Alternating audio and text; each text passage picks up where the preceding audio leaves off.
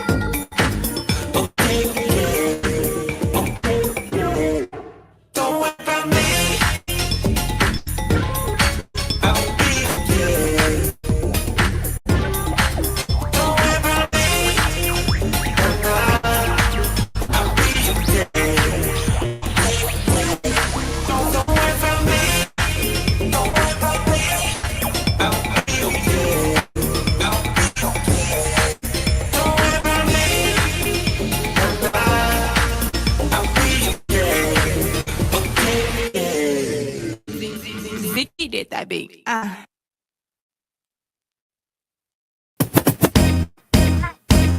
If you got a little rhythm, move left to right. A new experience, baby, go so stride. Who walking? I'm walking. Who walking? I'm walking. Who walking? I'm walking. Is you walking? And when the groove get good, go right to left. Shut up, y'all. We got grab the track. Now who walking? I'm walking. Is you walking? I'm walking. Then stretch and walk it out like that. Your plans you have for me. It's no evil. It's all good things. Lord, I love you. So I will trust you. Here I let my fear die. That's why I'm walking. I'm walking. Be my eyes can get it right. Be my God. Be my God. And the trouble.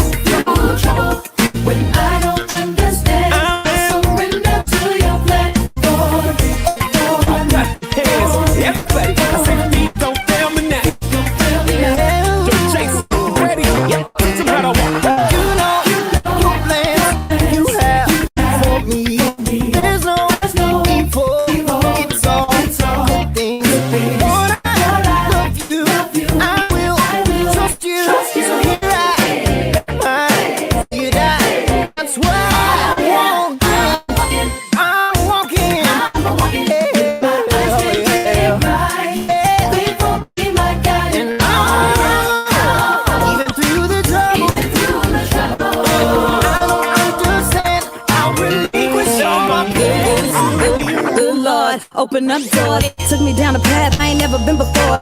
Looking at the road, I don't see a lot of space. Guess I gotta drop my low, cause you're picking up the pace. Don't leave me to die, be by my side. I get a little anxious, please be my guide. I got my big shot, I've been prepped for the moment I would get the green light. So if you see me, I'm rolling like, don't fail me now.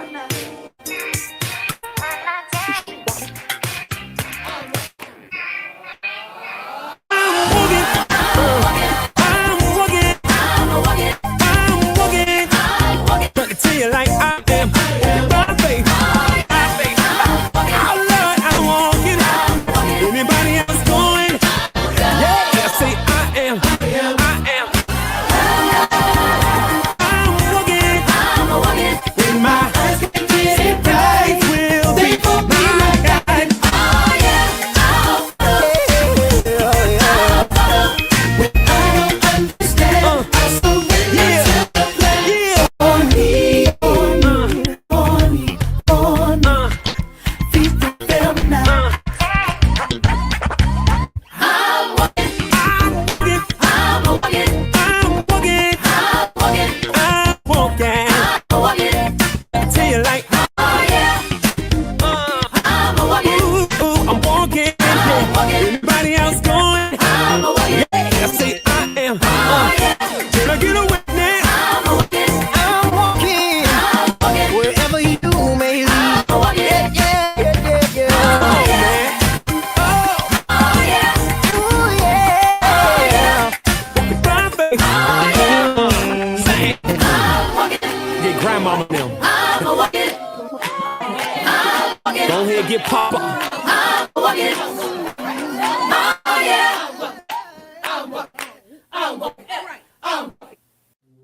Be careful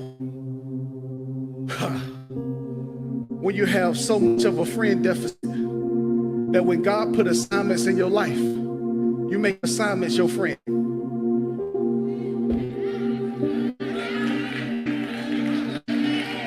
Do I need to run that back?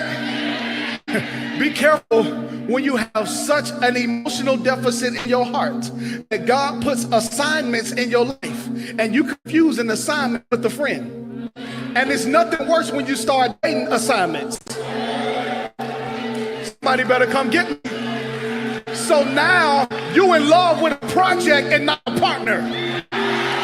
That's not dating, that's daycare. In this season of my life, I'm not babysitting no more. Send people who can build with me, not people I have to keep building up.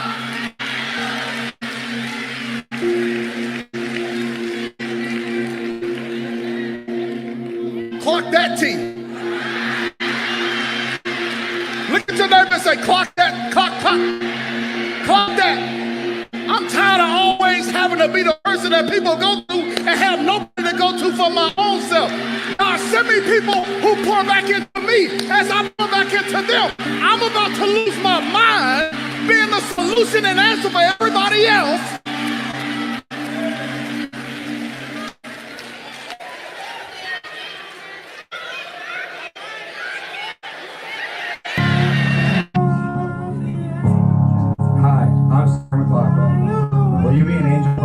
Animal. Every day, innocent animals are abused, beaten, and neglected, and they're crying out for help.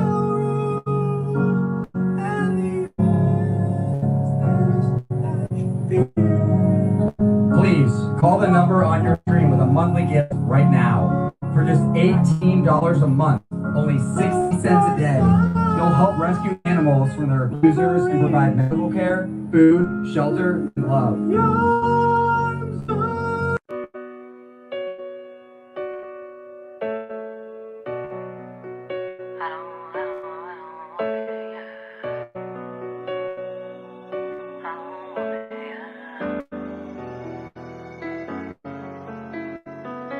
Stand up, never lay down. Used to see us in the back, we in the front now.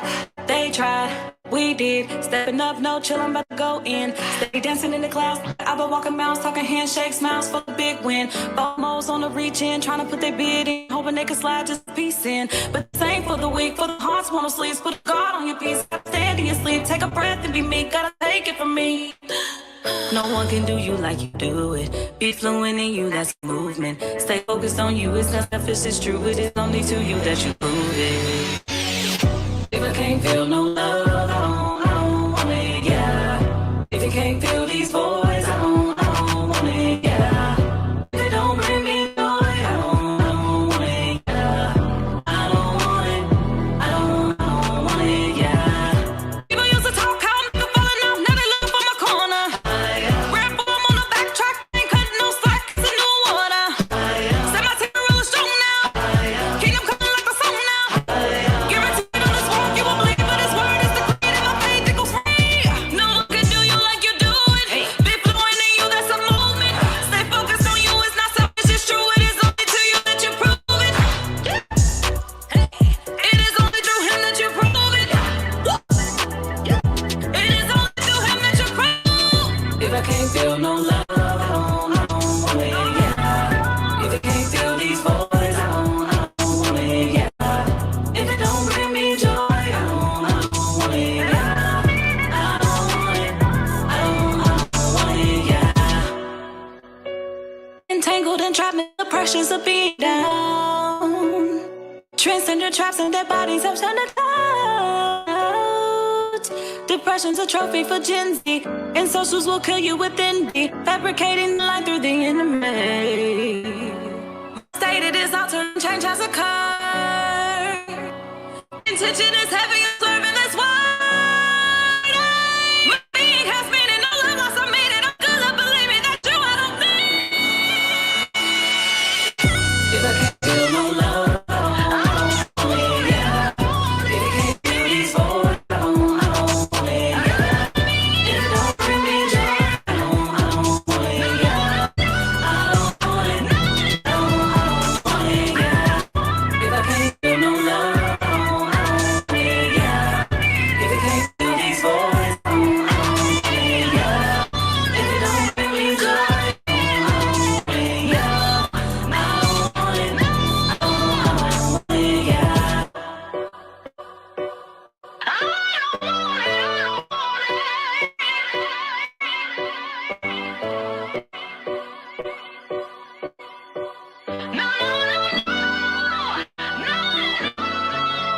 Yep.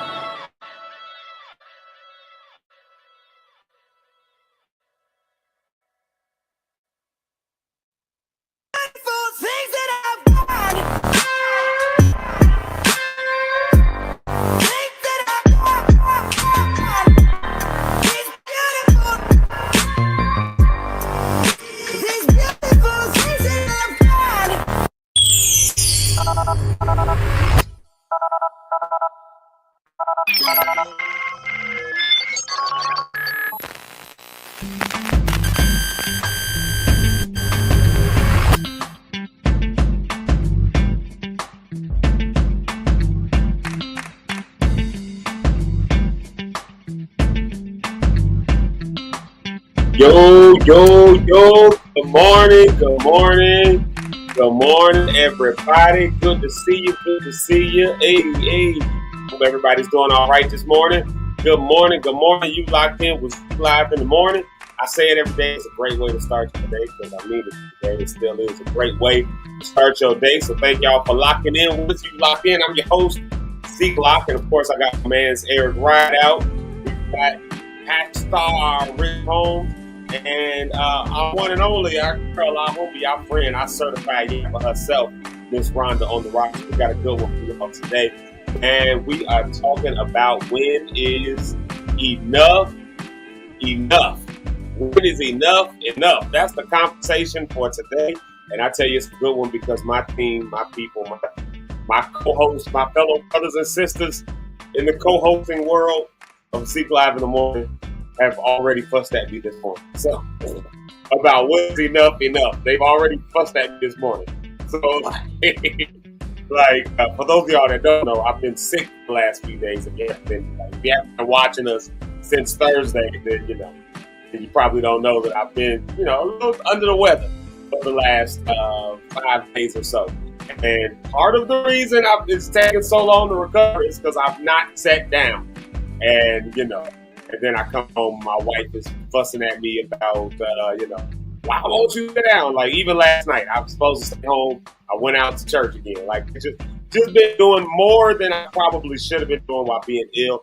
And so, the topic comes up, when is enough enough? Rhonda puts it in text. Yeah, Z, when is enough enough? I'm like, I don't know how. So we're going to talk about it. We're going to hash it out today. Y'all can maybe give me some suggestions for how to say no. How to say no. How to just protect your peace. How to take a Sabbath. How not to do more than what you need to be doing. Maybe y'all can help me with that one because, I could probably use a little bit of help in that area. Amen. So anyways, y'all, we got, like I said, a good one for you today. We just have a good time today. We're going to have just a good time today. That's all we're going to do. Just have a good time today. And hopefully you'll find some encouragement out of it. Hopefully you'll take something with you that you can, something that you can take with you. And maybe, I don't know, maybe you better than me. Maybe you say no at the drop of a dime. It's hard for me to say no to people. I don't know. It really is. I'm learning. It's a skill I'm learning. I'm being honest with y'all now. I'm being vulnerable. This is a skill that I'm learning. How to say no. Like how to just allow my peace to be protected. And so, maybe y'all can help me with some suggestions. With some suggestions. I can't talk today. Maybe y'all can help me out with some suggestions if you are better at it than I am. Because I'm loyal to the soil. I'm loyal, to the core, man. I will, if I'm with you, I'm with you. I'll rock with you. I'll go to the bitter end. Come hell, high water, sickness, and health. I will rock with you. But at what point is enough? When do you have to start cutting things out? When do you have to start telling people no? When do you have to start telling situations no? When do you have to start realizing when there's more on you than you can bear? The Bible don't necessarily say he won't put more on you than you can bear. The Bible don't say that. I'll argue with you all day. You won't find that in scripture. But we understand the trope. I won't put more on you than you can bear. We understand the trope. We get it. We understand it. But, I tell you who will put more on you than you can bear. People. And yourself. You will put more on you than and I'm looking. Look, I ain't talking to y'all right now. I'm looking at the screen. And I'm talking to myself. Let me tell myself. You this mic. This mic on. Zeke. I'm looking at myself. I'm not talking to y'all. I'm talking to me. Zeke. You will put more on you than you can bear. Even when everybody's telling you stop. You got to stop doing that, man. Yeah, so I'm telling myself that. There we go. Now, if y'all take something from that, that's on you. If you don't get nothing out of that, that's also on you. That's cool either way. But that's today's conversation, though. Like I said, you're locked in, Zeke Live in the morning. It's a great way to start your day. I appreciate each and every one of y'all for being here. Y'all don't really understand what that does. I know that I say this a lot, and I don't want it to fall on deaf ears when I say it. I don't want it to fall on, where it just becomes a commonplace thing that I say. But I really want you to understand the heart behind it when I say I appreciate all of y'all for locking in every day. Y'all are amazing. Please, please, please, if you haven't done it, go ahead and subscribe. If you haven't done it, go ahead and follow. Do all those things for me if you haven't already done so, because that's how this show continues to move. That's how it continues to push. That's how it continues to go forward.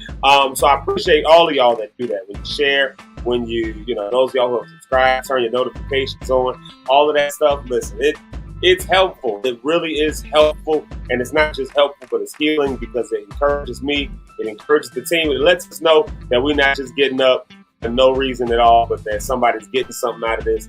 And that's, it's a big deal. That's important. So I really do. Again, we really do appreciate it. And I love and appreciate all of y'all. And I don't want you to take it for granted when I say that. I don't want you to take it for granted when I say that. Now let me try to figure something out right here.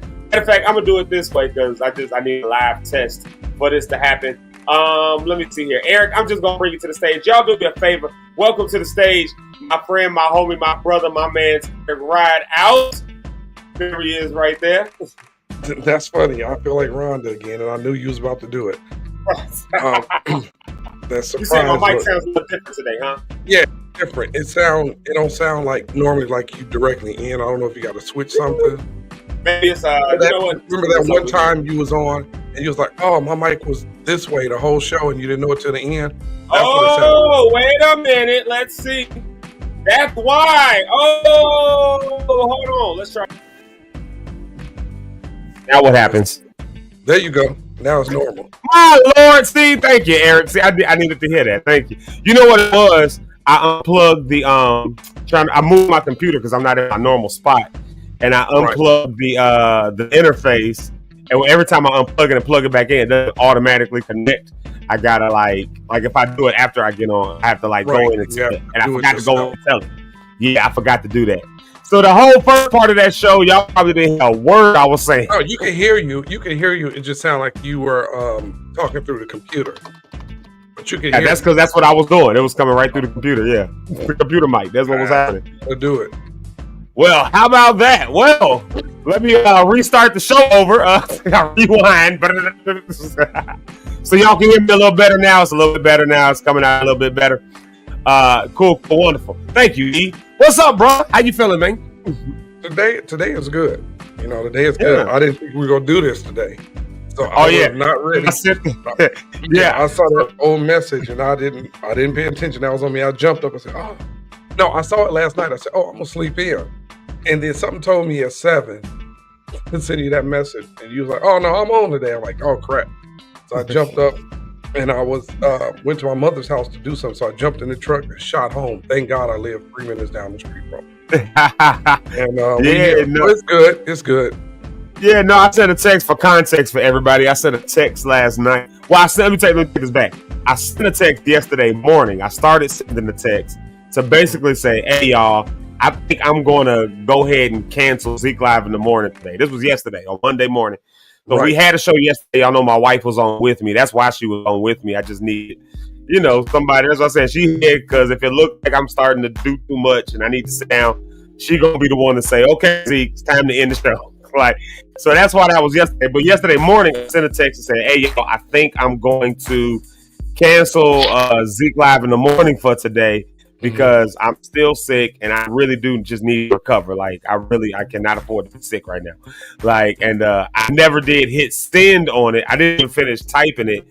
I got to I was like, you know what? Bump this. I'm going live. And so we ended up going live. And that's what happened yesterday. But then last night, I was driving home. And I was going to do something, to send y'all something, to do something. And I accidentally hit the send button, while I was driving. I was trying to say, "Oh my God, ignore that." I was trying to delete that and I accidentally sent it. And so this morning when Eric saw the text, last night when he saw that go through, he thought that I was saying that we was canceling today. And you know what? At the same time, I think I didn't know that, but I was just hoping that was the case. So I was acting stupid with it. Take that sleep in day. Man. You could have did it, though. You could have put that sleep in. You know what? You know what? When is enough? When's enough? When you feel it's enough. When we feel it's enough. As individuals, that's when it's enough. Yeah. We do a lot. We all do a lot for a lot of other people, but sometimes you got to do for yourself. And I'm learning that. It's a process, man, to learn to, do for you. Sometimes it's like it's okay to say, "Yeah, I ain't gonna make it tonight." It's okay to say, "No, I'm not going to that." It's okay to say, "No, I'm not going to watch this. I'm not going to call you tonight. I'm going to call you tomorrow." All those things are okay. I think over the years, if you've been a person, and most church people know this, if you've been a person who's involved, church is all about serving, right? So you grow up with that serving mentality, and it's like, how do you turn it off? Because think about it, at church, if you're the director, if you're the sound guy, if you're not there, things don't run, right? So it's this, you feel obligated to be there all the time. And really, man, in our reality, we're not obligated to be anywhere. But to me, that's kind of what loyalty ends up looking like ultimately, right? I mean, because we do these things for instance, I think it boils down for we depend on others. So the loyalty that comes with other people, you depend on other people to help you get things done. So, as long as everybody's pulling their weight and making something happen, you can really make things happen. Like this morning show, I would have burnt out on this morning show 2 months ago if I didn't have y'all to lean on. You know what I mean? Because y'all take up that weight. Y'all take up some of that pressure. That's loyalty, But I always say to y'all, you need that, if you don't need to come on today, don't come on today. I can handle a day. I got it. It's good.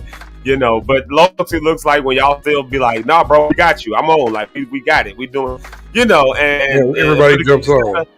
Yeah, you know, but again, it's not it feels like maybe some level of obligation that is felt in that, because that's what loyalty looks like. But that's why, you know, I pose the question, when is enough actually enough though? When is your loyalty actually at a certain point now becoming where it's burning you out, wearing you out, or holding you back from being able to do the things that you're supposed to be doing because you're busy worried about all these different subgroups that you're loyal to. Yeah. You know, like for many of us, we got jobs. You got to be a level of loyalty to your job because they're paying you for that loyalty.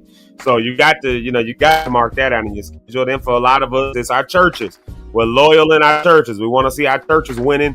So we have a level of loyalty where we work with that. And then for some of us, it's maybe artistic endeavors. I know a lot of people that's on here are in the arts, so singing and other stuff like that. You know, but if you're part of a conglomerate or a group, like everybody's pulling their weight, so you get loyal to that. Then you got your friends, and you being loyal to that. They saying, "Let's go out tonight. Let's do this." And so you all right, bet I'm there. Let's do it. So and then before you know it, you really don't want to be there. Yeah. But now you done spend all your money, all your time, all your energy, all your effort, and now you still gotta go home and worry about your stuff. And the only time that really becomes a problem is when you feel like there's no reciprocity. At least for me, and I'm just talking about me. I can't speak for nobody else. The time when it becomes an issue, for me, is when it feels like there's no reciprocity back with the level of what I'm putting out and I'm then getting back. So it feels like I'm ultimately doing more work. And a lot of times this happens because you just have a skill set where, things just become easy. Like, I won't, because we can't make really the announcement just yet, but hopefully by the end of the show we'll be able to. Yeah. But I look at even certain situations, I'm looking at you and I'm like, man, if it wasn't for Eric Rideout, this thing doesn't get pulled off. Like, he ain't even supposed to be doing this. Ain't even his thing. He didn't ask for this. He didn't bring this. He didn't do like somebody asked him, "Yo, can you please just help me pull this off?" And then he ends up pulling. Like when we make this announcement, I'm just gonna go on record. Let me tell you this too, though. What's funny about what you just said? The actual person who is supposed to be coming here, the whole team said, "Bro, we would have looking in hindsight."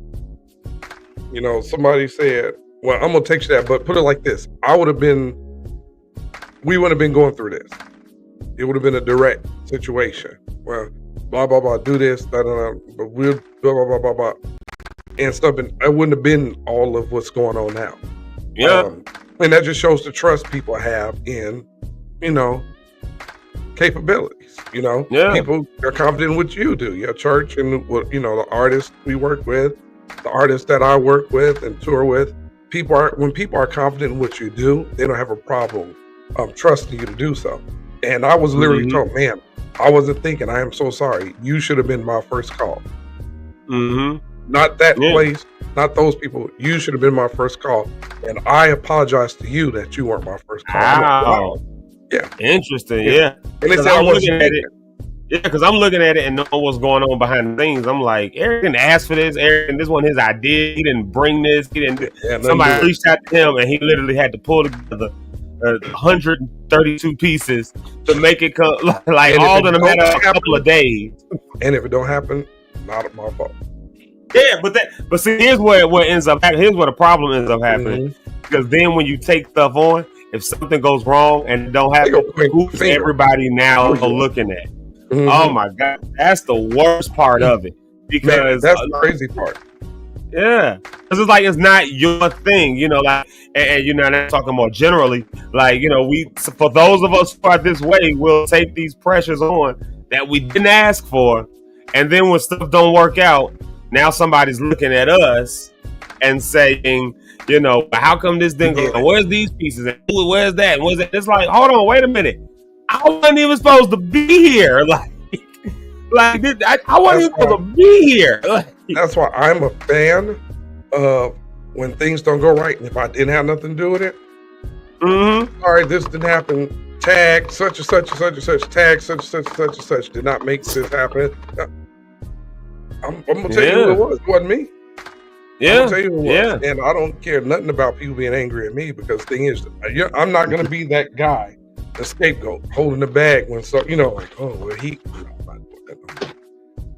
it's different. Fred told me that. He said, man, look, just call people out, just tag them in it. Just put it out there. Yeah. This is what happened at such and such and such, contacted me and said this.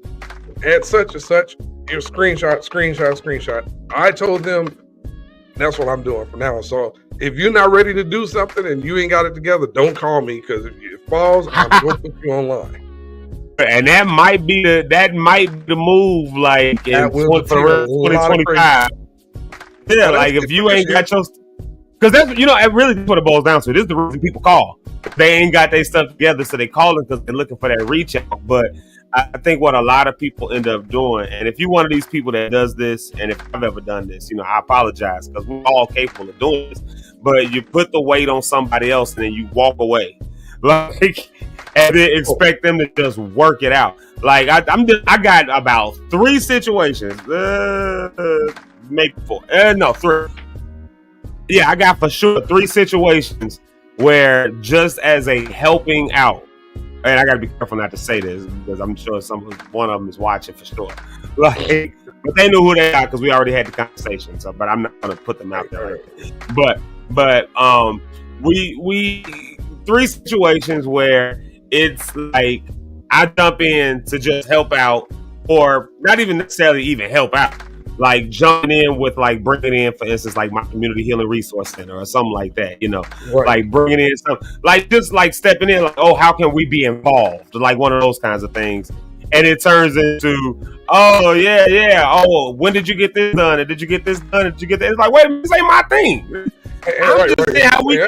a minute. Yeah, I'm just getting involved in my way. Yeah, like I'm getting involved with what I'm trying to say. I can get involved. How did the entire thing turn into, like, me putting it together, me coming up with the, with the flyer, me coming up with the space, me doing all of that? Like, hold on, wait, no, this wasn't even my thing. Like, and those are the kinds of things, and I like I said, I'm talking real vague generally also, because I don't want, these different situations to be, it is what it is. But I will say this much. Here's one thing that happens. Here's a silver lining that happens when I start getting sick. Eric and Rich know this side of me, and anybody who's ever worked with me for real knows the side of me that is not the jovial, happy Zeke. Hey, everybody, but it's very direct. It's very like, we need this, like, what they talking about? And when I get sick, I get real direct to people, and so like I get real direct. I don't have the energy to play politics and make people feel good. So I start just saying this is what it is. So I've had to pull some people to the side after the fact and be like, I'm sorry I said that way.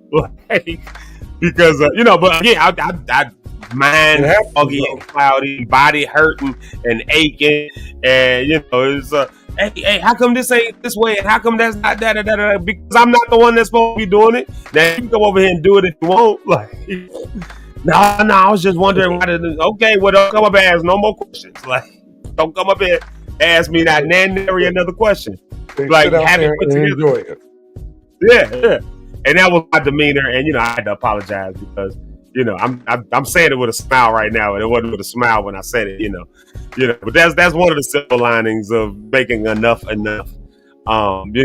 then my wife, she gets the, like we were saying yesterday, she gets the brunt of all that, because while I know how to turn it on, even in illness, like right now, I'm turning it on. I'm much better today. I just want to tell everybody, thank y'all for your prayers and everything. I really am much better. My breathing feels a little bit better. I'm still a little short of breath, but it's not crazy like it's been the last few days. I don't feel like a Mack truck punched me in my chest, so I'm good in that sense. A little bit of pain, but much better. I think I can move around and go out and about. I probably shouldn't, but I'm going to because I got stuff to do. But and that's the problem right there. Even as we're talking about it. But, the problem, though, because that my wife now has to carry the brunt of all of this, like when I come home and the facade is no longer on and I'm laid out in her lap. So I was like, you give me some tea? Can you massage my shoulders? Because I decided not to sit down. And she go get it for you. And at the same time, she's like, you should have stayed home anyway. Yeah, she gonna be fussing. I went to church last night, right? I went to church last night. And I got there and I ended up being the sound guy for the service because we didn't have a sound guy on deck. So I ended up like running sound and stuff. But here's the thing, my wife was saying, why are you leaving the house? Like, why you not supposed to be leaving? You supposed to be in the house. Like, you getting a little bit better and you gonna ruin all that by leaving? Like, you gonna be out and about? And I'm like, no, I gotta do what I gotta do. You know. So it's just in me in that way, you know. It's just in me. But again, you know, the wife ends up being the one. Yeah, the wife ends up being the one who feels the brunt of it. So I got to be responsible now because, you know, I got married or whatever. It's not just you no more. It's you. Yeah, got married or whatever. Gave somebody the rights to my life. That's ridiculous. But wait, who does those types of things? You know, who does that? Like, what was I thinking? Jesus Christ! Let's do this real quick. Yeah, let's go ahead. Let's take a real quick music break at the 8 o'clock hour, and then we're gonna come back because the comments are already hot, and I love it. We're gonna do our morning shout outs. Y'all know that's one of my favorite parts of the show. We're gonna do our morning shout outs. We're gonna dive into this. And then let's see, I might have a couple hot takes already in the thing that we just ain't never hit before, just to get them out the way. Like, we'll just see what's in during this music break, check your direct text. I bet. That's where you go see Spider-Man at. It's hilarious. Oh, the text, my text message on my phone, Bet. Yep. Got it. Cool. So let's run a real quick music break. Y'all, if you haven't done it already, please tell us good morning. We love to know that you're here. Even if you're not in the comments the whole time, at least let us know you're here. So we can say good morning and wish you well. And, wish you well, good blessings on your day, on your way as you go. Yeah. You know, and then I see a couple of comments because I just pulled them up. I see a couple comments in here talking about when enough is enough, and so we'll dive into all of that when we get back. Let's see here. Real quick question for you while I'm pulling up a song, as my computer does what it does. Real quick question for you. Just in 10 seconds or less, what's the most random thing on your brain right now? That I don't know how to fry chicken. I was thinking about that earlier. I do not know how to fry chicken at all. It is so difficult. And I know that's weird. I cannot fry chicken to save my life. Oh man, we may have to do it. Oh God, because I don't understand it. Yeah. Well, we might have to do an episode where we teach you how to fry chicken. I will be open to it. I will try it. But hey, everybody, that was random. I do not know how to fry chicken. There you have it. Eric's random thought for the day. He don't know how to fry chicken. For all the mamas that's in here, I need y'all to help Eric with a recipe for how to fry chicken, and maybe we'll do an episode. Mother be trying to tell me, but it just it ain't working right. Man, now I'm wondering who in the comments got the best fried chicken. Like, who got the best? Who got the best? Got it. You said who? Ree might have it. I know an Asian knows how to cook too. Can Ree burn? Ree can burn like that? Ree can. Oh, Ree, how come I ain't never had your cooking? What's up? Like, oh, man. I bet. Well, coming right back, y'all. Somebody's going to put in there some good fried chicken recipes, I think. And then we'll come back and talk about when enough is enough. We're going to dive into these comments and do our morning shout outs. Till then, y'all go get you some coffee, some tea. I'm going to get me some water because as y'all see, I already started choking and hacking up phlegm. So we'll be right back in one moment with Zeke Live in the morning. Peace. Never heard of it. Ain't no need for your Nah. Yes, I am made by the ruler. Yeah. No need for your approval, cause I'm made by him. Designed to his plan, I am who I am. Reaping up the harvest that he promised me. Talk all you want, but you gon' have to walk for me. I confess I ain't perfect on my life, and I am blessed that he forgave me when he died. Love my imperfections, chosen by the womb. A vessel to be used, and I won't stop until it's through. Yes, I am a believer. Yeah.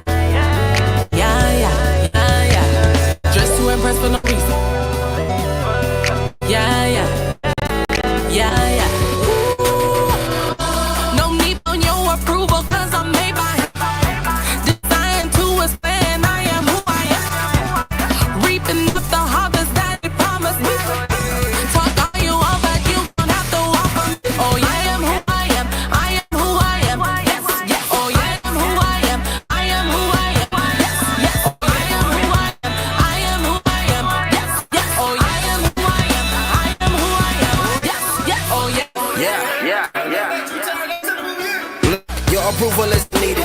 I get my kudos from Jesus. Me and my neighbor, I was a fetus with tip on my side. No one can defeat it. Don't go to the DMV for my ID. I'm unique, you can't copy. I'm weird, creative, and Gallic, and I get wild. Boy, too much. See what you saying? Saturday. So far by like a rocket. I just assume that you unaware. You gonna hurt me. I'm more than a cockabra. I can't worry about what you say. Cause you didn't control my fate. You was my daddy who copied when you threw shot me. Boy, the same grace forever change.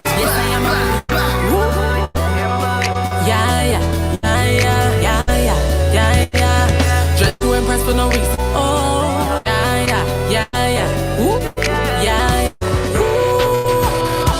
no need for your approval, cause I'm made by him. Designed to his plan, I am who I am. Reaping up the harvest that he promised me. Talk all you want, but you gon' have to walk for me. Oh, yeah, I am who I am. I am who I am. Yes, yes. Oh, yeah, I am who I am. I am who I am. Yes, yes. Oh, yeah, I am who I am. I am who I am. Yes, yes. Oh, yeah, I am who I am. I am who I am. Yes, yes. Oh, yes.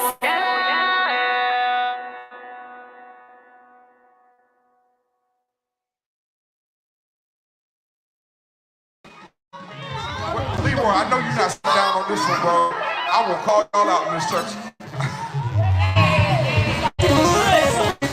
All right.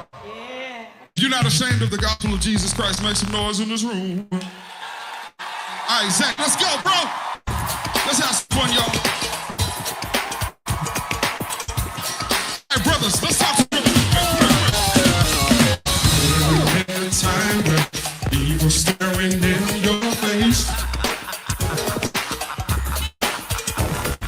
problem situations, tragedies are commonplace.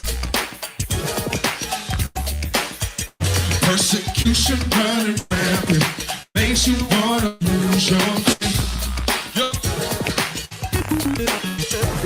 But please don't be discouraged. Just remember he's the way. Yo, let's encourage him a little bit, y'all. Let your light shine.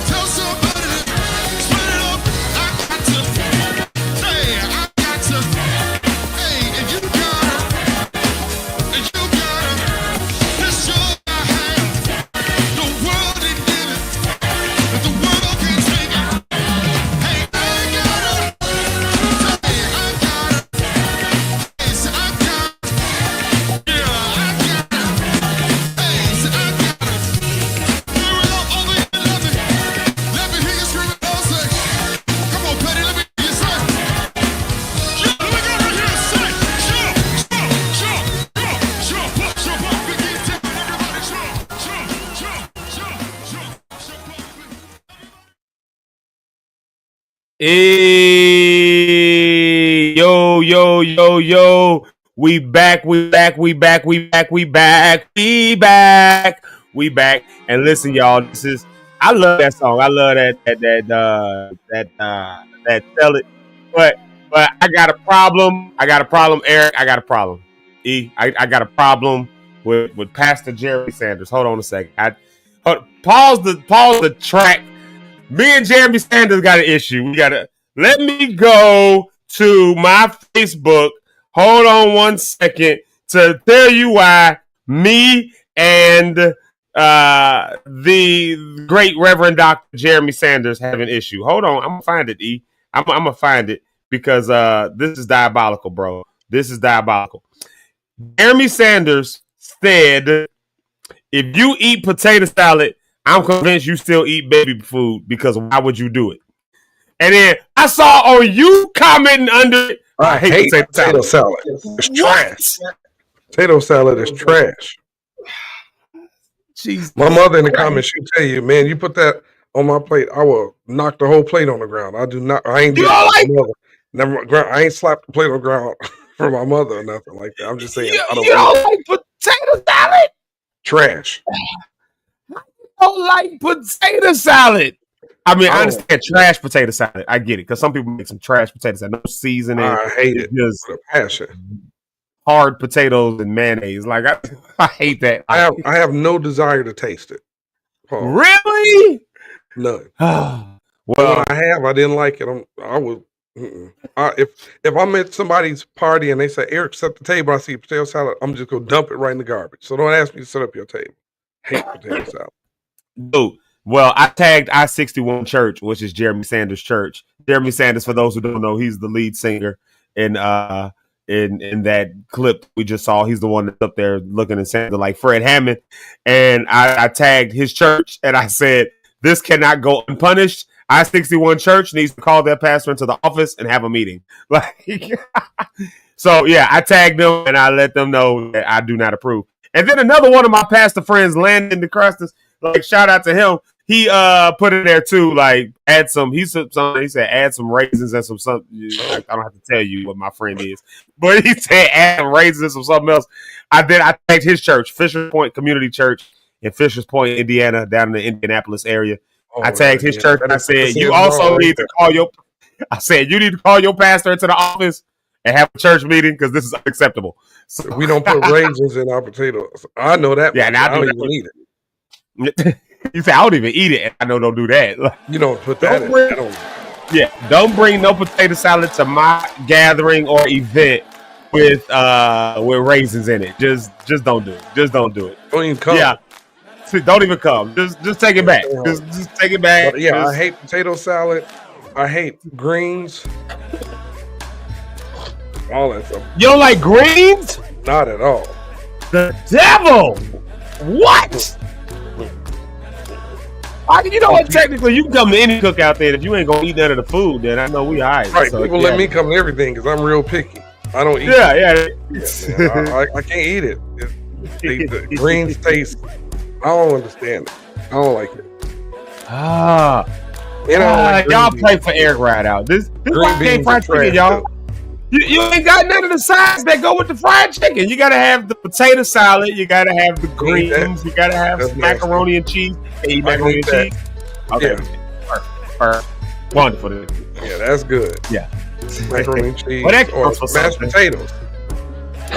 I love mashed potatoes now. You can't do mashed potatoes? Oh, you can't do. But the other nasty thing to me, which I tried, I liked it, was shrimp and grits. That is. Stop the music. I'm gonna tell you, the Jay that made it for us at the warehouse was the first time I had. I'm like, this is actually good. Jasmine made them at Fred's studio. I do remember that. Oh, that was yes. I probably had like 4 plates of that. Like, you remember Fred said, I don't like shrimp and grits, but these were good. I don't like them either at all. Shrimp and grits is one of my. People be talking about the argument between do you put salt on grits, do you put sugar on grits? I'd be like, oh, y'all wrong. You put shrimp on grits. Like, put some shrimp and a good sauce, man. I'll be honest. I go to somebody's room and they got shrimp and grits. sitting there, I just do this. Knock it all the way off on the floor. Won't nobody have none. Bro, shrimp and grits is like one of the greatest meals ever created on God's great green earth. It's nothing about it has a taste to it. Well, there y'all have it. Eric cannot eat shrimp and grits. He cannot eat greens. He cannot eat. Can't eat it. No potato salad, no greens, no shrimp and grits. That's half the meal right there with the fried chicken. You put that with some fried chicken and some fried chicken with popcorn or Cheetos or something. But I don't want it with no. What about cornbread? You eat cornbread? Yeah. Cornbread's great, but not corn muffins. What about hot water cornbread? Yeah. You like hot water cornbread? I've had that. Oh, my mom makes some of the best hot water cornbread. I haven't had that in so long. When I come out to fruit Nevada, salad. I need it. Fruit salad? My mother loves fruit salad. I don't like fruit salad. Wait, what's fruit salad? Just a bunch of fruits? Yeah, different what's in a fruit fruit mix salad? it up. I don't. My mother had to say what's in there. I don't know. I don't eat it. Yeah, because I say it in different ways. Like people got like the marshmallow in it and all the other stuff like that. I hate pumpkin pie.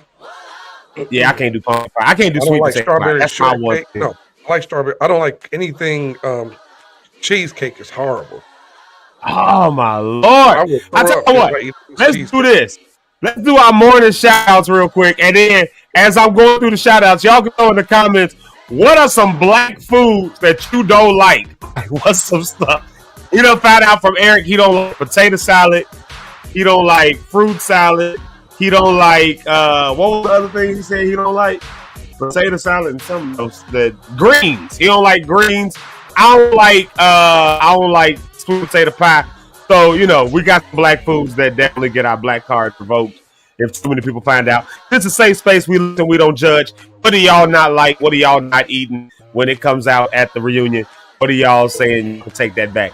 But before we do that, let's keep going. Burn hot dogs on the grill are the greatest thing ever. I would. Crispy burn. I'll strip that off with a knife. I'll cut that part off. Oh, that's the best part. That's the best. That's the only way to eat hot. Yeah, man. I would disappoint a lot of black folks. Cookout just gonna be awful.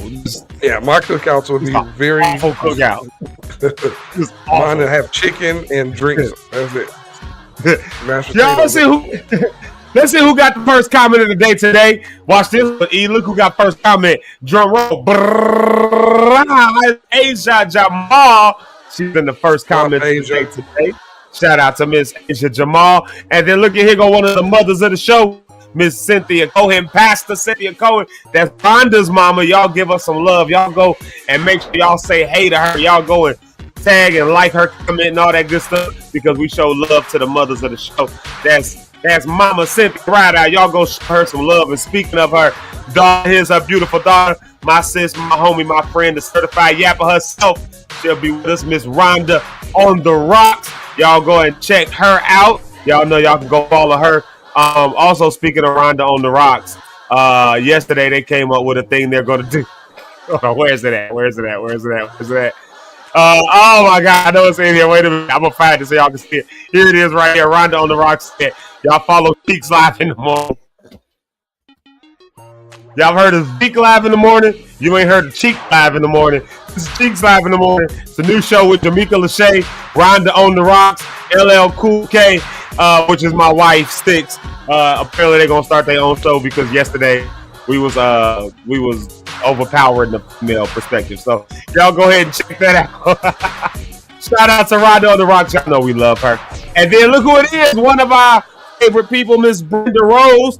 Shout out to Miss Brenda Rose. She's here with us this morning. Good morning, Zeke, Locke'd, Eric, Rideout family. Have a wonderful, blessed, and prosperous day. And we're wishing and praying that on everybody today, that y'all have a blessed and prosperous day today. That's we really do pray for that for y'all. And here's our girl, the one and only Miss Broke Cat One. She's always in the top 5. I told you, always, every day. It don't matter. She's always there. I can rely on it. I know it. There she is, Miss Bonnie Cat. And let's see, I know she got the church announcement. There it is right there. Welcome to Zeke Live in the morning with Zeke Locke'd, Rideout, Richard Holmes, Rhonda on the Rocks. Y'all already know. Grab those beverages and let's talk about it. I hope y'all took a minute to grab your beverage during the break. I went ahead and got me some water. Speaking of water, can I let these bottled waters, you know, speaking of grabbing your drinks and all that, these bottled waters, I don't know if I'm starting to trust them anymore. I like these right here. So this is one that came from Kroger. This is a Kroger water. This brand is really clear. This water is really clear. There's this other brand called AbsoPure, and they consider one of the, you know, the name brands, I guess, of water, I guess, out there. They're one of the brands. And their water just looks real tainted to me. I don't trust it. I will not drink a bottle of AbsoPure. We got a bottle downstairs. And we got to be on our last for me to drink that because it just looked yellowish to me. This one looks real clear. So that's just a public service announcement to anybody who is, you know, trying to choose what water brands to drink. The store brands, and I actually saw a study on this. The store brands are actually better. The store brands are actually like healthier, more pure. So I don't know what that's about. Walmart tested better than like Aquafina, for instance. Like that's a real thing. So spend less money, get better water. So yeah. This is Kroger. Theirs is really clear looking, and I'm gonna do an acidity test or whatever. All right, let's dive into some more real quick. Let's see here. Turn that track up just a little itty bitty bit. We want to feel the vibe. There it is. Yeah, we want to feel the vibe. All right, let's get back into it. Let's see here. So shout out to Brony Cat. We love her. We appreciate her every day. And look here, right here. I love what Asia Jamal said here. She said, today is the day the Lord has made. Let's rejoice. Be glad in it. Absolutely. And then here's our girl, Miss Jamaica Lachey. You heard her song, I Don't Want It.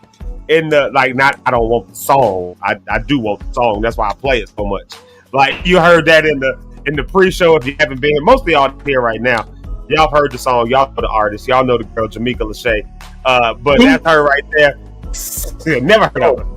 Never heard of her. Never heard of her. Well, you've heard of this person right here, though. You heard of Miss JP Rideout. Yeah, I just saw her. Just saw her. Yeah, you just coming from the crib. Hello, Johnny, right now. So they have it right there, Mrs. Johnny Rideout. That's Eric's mama, so y'all know what to do. The mamas of the show. Y'all show them some love. Y'all show them some appreciation, because without them, we wouldn't have this show to begin with, because we would not exist. And speaking of mamas, speaking of mamas, here's Mama. We just call her Mama. That's Sherry's thing. We just call her Mama. That's just Mama. What's up, Mama? Y'all say what's up to Mama. Yeah, y'all give us some love. Yo, she just got back from I was gonna say Cabo, not Cabo. Cozumel. She just got back from Cozumel. It was a Cancun. She just got back from Mexico. She just got back from Mexico, like chilling on the beach and whatnot, while we were struggling through the last remnants of cold weather here in Chicago, when it couldn't make up his mind if the weather wanted to be 89 degrees, 49 degrees. She was down there on the beach with good weather. So we're glad to see her back, and we love her. We always appreciate her. And look who it is. Eric is Ree. Ree is in the house. Jerisha Goodwine. That is our good win. That is our good wine. That's what she got. The good wine. That's the Jesus wine. Good wine. Good one. That good wine. She got that good wine. Jerisha good wine. Good wine. Great wine. That's a new name. Good wine. We're going to call it good wine. What's up, Jerisha? Good wine. Wine. When I see we're going to start calling that. What's the good wine? I know she heard that all her life, too. Oh, yeah, she definitely heard it. Yeah, we praying for her. We keeping her lifted with everything that's going on with her. I'll let her tell her own story. I won't tell it here. But just know that, yeah, we got to have her on. She can tell her testimony, her story, and how she's overcoming even now, whenever she wants to. Rhea always has an open invitation here, because that's my girl, that's my homie, that's my sister, that's my friend. That's your cousin. That's Eric's cousin. So, ever since I met Rhea, we've been locked in. So that's my homie. I haven't talked to her in a while either. Rhea, I need to call you, just talk up, just chop it up. And then look who it is, y'all. Is DJ Red, the one and only DJ Red. Yeah. You know, we Red is if you need a DJ, y'all let DJ. Red is a DJ. So if you need a DJ for any, like, summer is coming up and people need DJs for family reunions, parties, other things like that. He didn't ask me to do this. I'm just doing it. I'm just giving him some plug. If you need a DJ, that's a good person to reach out to. So shout out to DJ Red. And then look at Jamaica. She's responding to what Rhonda said about the. What Rhonda said. I'm not sure Rhonda. Yeah, I know, right? And she spelled it wrong. Who is Rhonda? How about Rhonda? Whatever Rhonda's wrong. Put the wrong version back up. They ain't putting the correct one up. We putting the wrong version back up. Yes, because we point out people's flaws on the. We judge over here. Who's Rhonda? We judge. We listen and we do judge. And I would if I was on those shows. Like we said, that's why I can never do it. Because you say something crazy, I will tell you that's weird. Crazy. Well, she was talking about a new show that they said they was gonna come up with yesterday. Cheeks Live in the morning. Cheeks Live in the morning. Yeah, they got Zeke Live in the morning for the guys. Now they got Cheeks Live in the morning. Why is the name that? Because ladies got cheeks. Oh, yeah. They got them clappers. They got certified yappers with certified clappers. That's what they try to say. Oh. Yeah, Cheeks Live in the morning. Yeah, they're basically just trying to like get on our thing because because they couldn't take the heat yesterday because the men were right. Get out the kitchen. No, actually, belong in the kitchen. Get the cooking. Stay out of grown man conversation. So here's one right here. Mama said she'll be glad to do a tutorial. She'll be glad to do a fried chicken tutorial. Eric, this one is for you. Matter of fact, next time you in Dallas, we should hook y'all up and have y'all do one right there live in person. And then, like, show you how to fry chicken. Well, maybe in the stick. With this warehouse, we only got the Foreman grill. Oh, that's right. There's no stove in there. Well, we can set it up somewhere. Go to Rehouse. You remember that time we had? What was that? No, that wasn't the warehouse. I was going to make the wrong thing. Never mind. Scratch that. I was going to say that time when Reed's friend brought like a whole bunch of food, but it wasn't the warehouse. That was I'm thinking of Shanita Foster. Where her friend, we were in Atlanta. You remember Shanita? We were in Atlanta on tour, and like we were all just wanting a home cooked meal, and one of her friends prepared the whole thing, and we was all like so excited. We were so excited for that. I was gonna put that on Reed and say you could do it that way, but that was not Dallas. Never happened. Never happened. Let's see what else is in here. Let's see what else is in here. So Asia said that she cooks and she sells plates. Are you selling plates? You selling plates? I need a plate. What you selling lately? What you selling? I think you'll show me how to cook, but don't share the recipe. Yeah, she ain't gonna share the recipe though. I don't know what to put in it. Well, she gonna show you what to do, and she gonna basically give you the tools. She basically said you show a man how to fish. You give a man to fish, eat for a day, but you teach him how to fish, he'll eat for a lifetime. If I live, I'm gonna start it up. So I'll never know. Let's see here. Mama said she loves that song. That came across when the Tara Jones. You gotta be calling this girl Tara. When that Tara Jones song came. But Tara, I'm gonna just call her Tara. I'm saying real country. Tara. When she was playing her song, Mama said that she loves that song, and that's always good to see that. When people say that. Let's see what else is in the comments, because these comments was cracking. Let's see. Oh, check this out. Speaking of Tara Jones, she is scheduled to be on Asia's show on 6/13. So that's Pure Live on YouTube. It's Pure Live. You can go and follow that. You can subscribe to that, and it's Pure on Facebook. So go and subscribe and follow and all that stuff with that, so you can catch Tara Jones on her show. We wanna see that. I can't wait to lock in with that and see that episode. That's gonna be dope. So that's Friday the 13th. Oh my God. Yeah, y'all bring the good vibes on Friday the 13th. Tara and Asia, y'all bring the good vibes on Friday the 13th. So yeah, there you go right there. Yeah.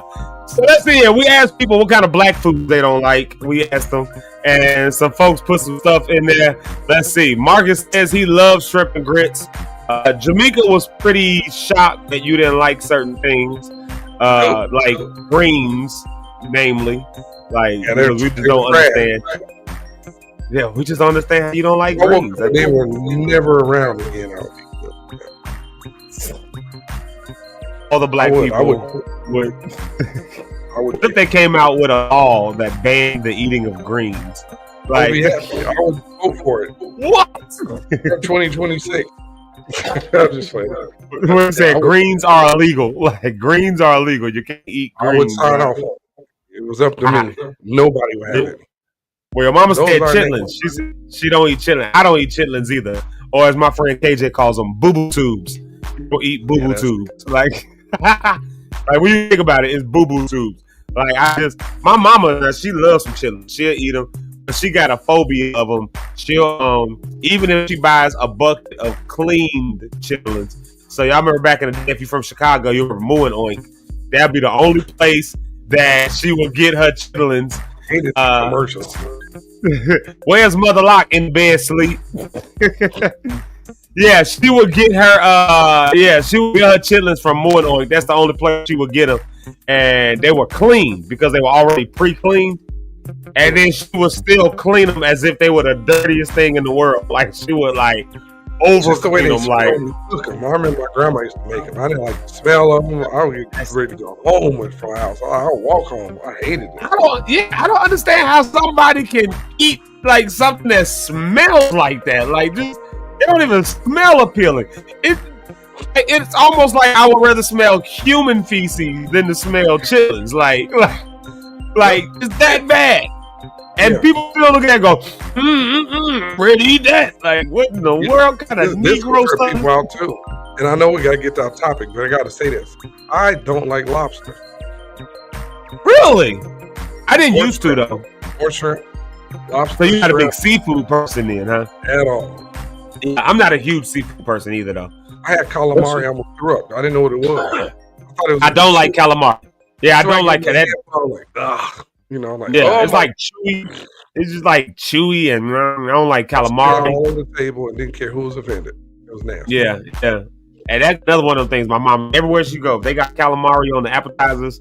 She is ordering some calamari for the table, and be like, "You should try it." I have tried it. I don't like it. I don't like it. You know, some people don't like too.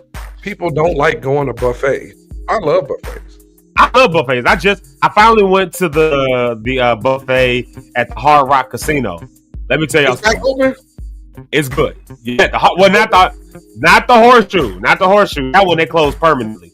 And you know that was the one we used to go to all the time. That one at the horseshoe. Like, they had a great buffet. We gotta go. Let's go there. Let's go one day.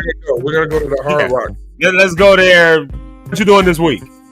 I'm make myself available to go there. It's the same price too. It's the same price as the one at the horseshoe. Like it didn't. Yeah. Remember, it was like $40 for the one at the horseshoe. It's about $40 for the one at the Hard Rock. So it didn't like see a massive price increase. So that's a good thing. I mean, $40 seemed like a lot to eat, but trust me, y'all, if we paid $260 for what we had, then we'll pay $80 for the buffet because we will go. And the desserts were so good. Oh my god, they had these chocolate chip cookies. I can't wait to go. They had this gelato. The ice, like this Italian ice cream. It should be sponsored by Rhonda on the Rocks.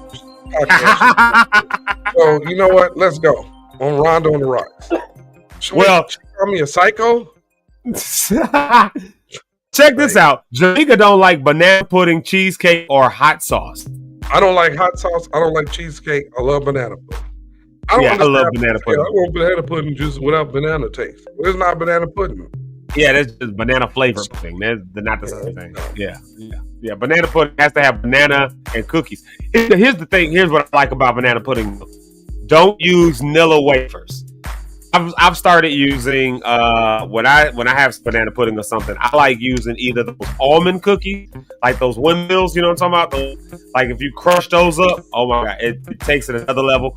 Or if you're feeling super fancy, you know those Biscoff cookies that you get when you fly American Airlines? Yes, where you eat those with some ginger ale.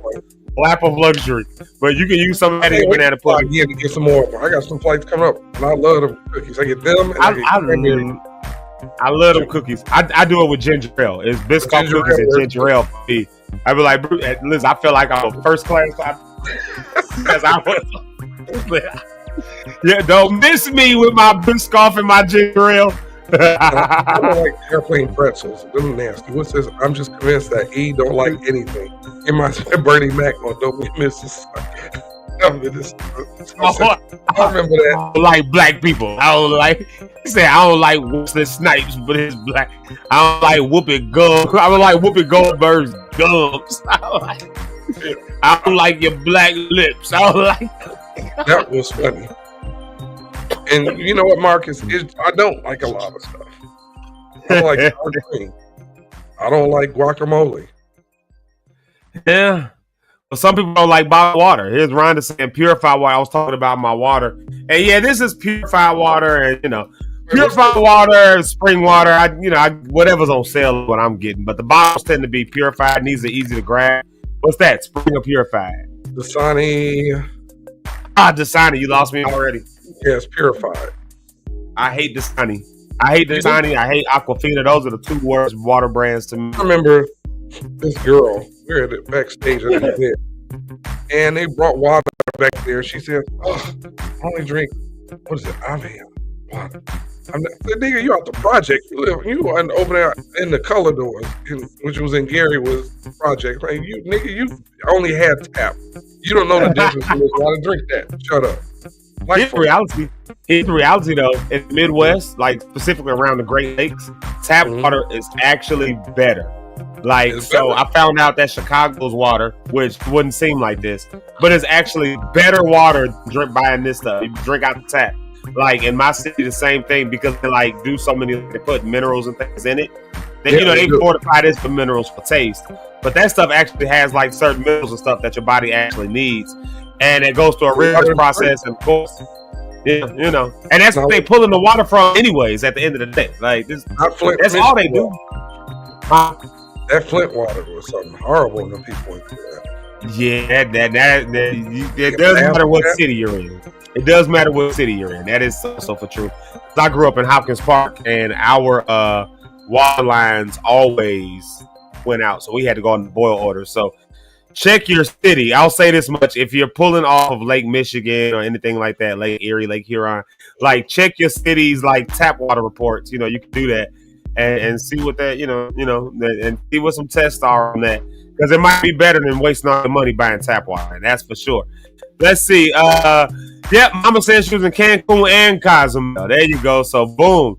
Of course, Rhonda wanted to know where's Mother Locke'd. She can still sleep. I probably wore her out last night because I came home and was, so yeah. Again, she gets the brunt of all the illness. Actually, I hear her up now. She's moving around, talking on the phone, doing stuff. So that's what she is. Let's see here. Oh, Mom said we can come to her house. She said she got the room. We can come to her house and she'll teach you how to fry chicken. So there goes. Wait a minute. Rhonda says you're a psycho. This person right here better be glad. You better be glad because they just said, "Oh, okay. I love the morning shout outs." But when we get to the topic, are you for real? Let me tell you something. You can tune out. Goodbye. You can go on about your business. Didn't I say this was my favorite part of the show? Didn't I say this was my favorite part of the show? Didn't I say? But I want to thank her for the compliment because. Hold on, wait a second. Hold on. Stop the music. Stop the music. Stop the music. She said, "Eric, you have pretty hazel brown eyes." I do, to be chocolate. So somebody trying to flirt. Oh, that's what. Oh, somebody trying to flirt. That's why they wanted. They trying to get that flirt on. Because she said, she said, "Are you guys going to get to the topic? I want to get to it before I go to work." Well, I understand that. No, but you can't get that. Replay we on a schedule on this mug. We on a schedule over here. Keep your funky compliments. Okay, what else we got? Back to the music. There it is, right there. Let's see here, because I'm loving all these comments. Let's say a couple more hellos. Next, we're going to go to a music break. And then, believe it or not, if they would have never said that, we actually coming right back with the comment. Matter of fact, we should take over. Now we're going to talk rap. Matter of fact, yeah, let me see it. Straight from the hose. I'm just going to stay here for a minute and just pause. Sometimes. You got to just drink the water straight from the hose. Did you ever do that growing up? I did outside when we be outside. That was the best water.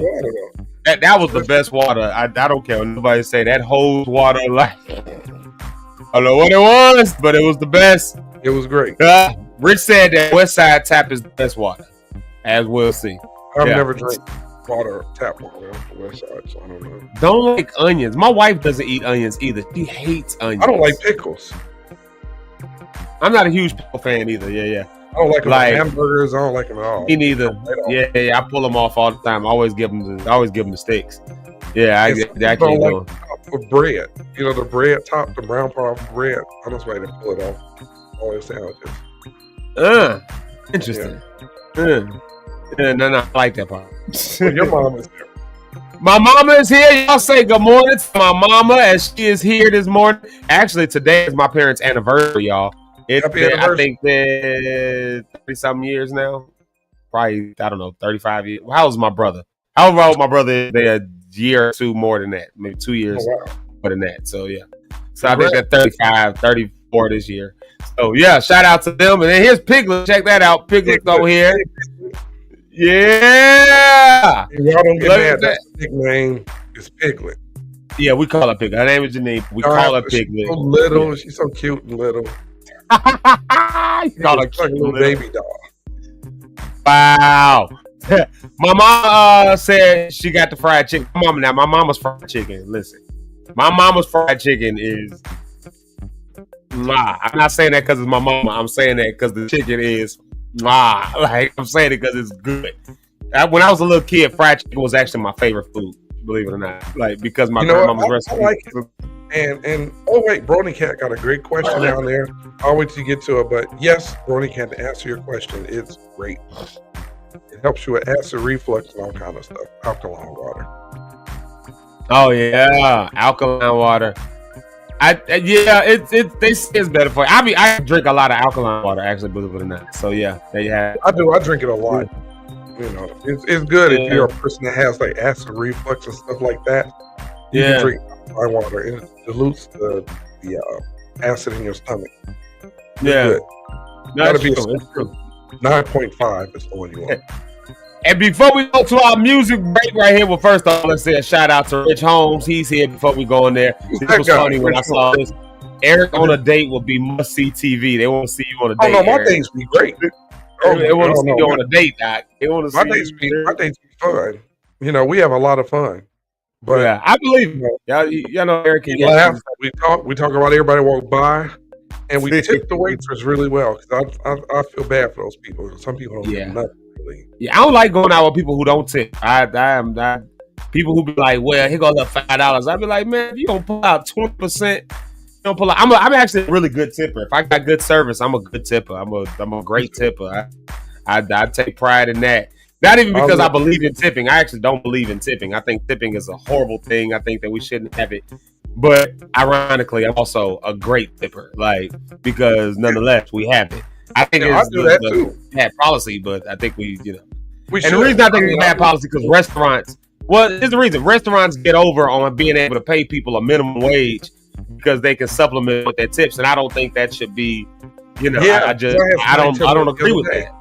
Yeah, she make this lady when I went to. I won't say the place, but she said, I make $2.50 an hour. The tips is what make my money. And normally, if I give tips, I do 20 to 50. I'm gonna go somewhere in between there because I want the person to be like, "Hey, I know you working hard." On where we are.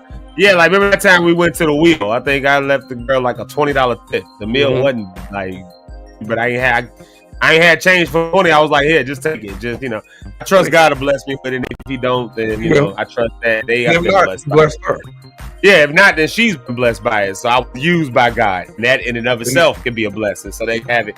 My mom was 35 years in. That's what I thought it was, 35 years. So this is that 35th year. And this is my mother letting y'all know that my favorite meal when I was growing up was fried chicken, ham, string beans with the potatoes in it, macaroni and cheese. Yeah, and that had to be, that was literally my. Yeah, I could deal with a pork chop. I like that. Yeah, I'm with it. But everything on that list, I like beans, potatoes, I like everything on there. Yeah, I want all of that stuff. Bring all of it. Give me some potato salad. And my mama's potato salad is the top tier. Like, cause her thing is, what's the main ingredient? Season that. Like, make sure that's seasoned. And that's why it's good, you know. And let's see it. We're going to our music break. I'm looking that up. Check that out. Which Molly concert was it? Because if it's when Molly first came to Chicago, I'm the person that brought him. And Ty Tribbett called me and said, man, there's this guy you got to bring to Chicago. This is back in 2010. And it was the coldest day of the year. We did it at Full Gospel Christian Assembly. And when we got there, I didn't think nobody was going to show. I didn't know this guy. So I went and got the church. I picked Molly up from the airport. He didn't know Chicago was that cold. He only had on a hoodie. That dude was freezing. We took him straight. Me and Chris Search took him straight to get him a hoodie. I mean, a coat. But the show started at 7, and by 4 o'clock, it was a line outside. And they packed the church parking lot so bad, the church started taking their buses or vans, busting people down from the parking lot 3 blocks up. It was like crazy, man. We couldn't get everybody in there. Pastor Hannah walked in the door, pushed me out the way, and said, nigga, I ain't never paying. He kept walking. I saw Pastor Hannah come in and say, hey, Pastor Hannah. He said, nigga, I'll never pay. He shoved me out the way just like that and walked past me. I said, I wasn't going to charge you no way, dude. But yeah, so Brony, if that was the show. But anytime Molly's been here, I was working with Molly, picking his singers, his band and stuff, and I worked with him for years. So good to see you. I know we got to get our music break before we bring Rhonda up. Yeah, let's get our music break, and then we coming right back with Rhonda on the Rocks. We gonna talk about this thing, y'all. When is enough? And I'm gonna just go ahead and say it right now before Rhonda say it, because I don't be doing when enough is enough. And she was like, ain't you supposed to be at home? Like, you forgot to post. We forgot to share this one, Zeke. You gotta share this. What's that? Let's see. Thank you, First Lady. I appreciate that. I love and appreciate you as well. Of course you shared that. Everybody else don't get. Everybody else, you know. Wait, look at this one. You can take that back down when it comes. Brent said he had a fried pork chop last year for the first time in like 20 years. Still fine. There you go. I wish I had one. 20 years. I can't. I'm not that disciplined. Yeah. Hey, Mama, if you make some, let me know. I'll just do that. Here we go, y'all. Music break right here. We'll be right back. We'll be right back.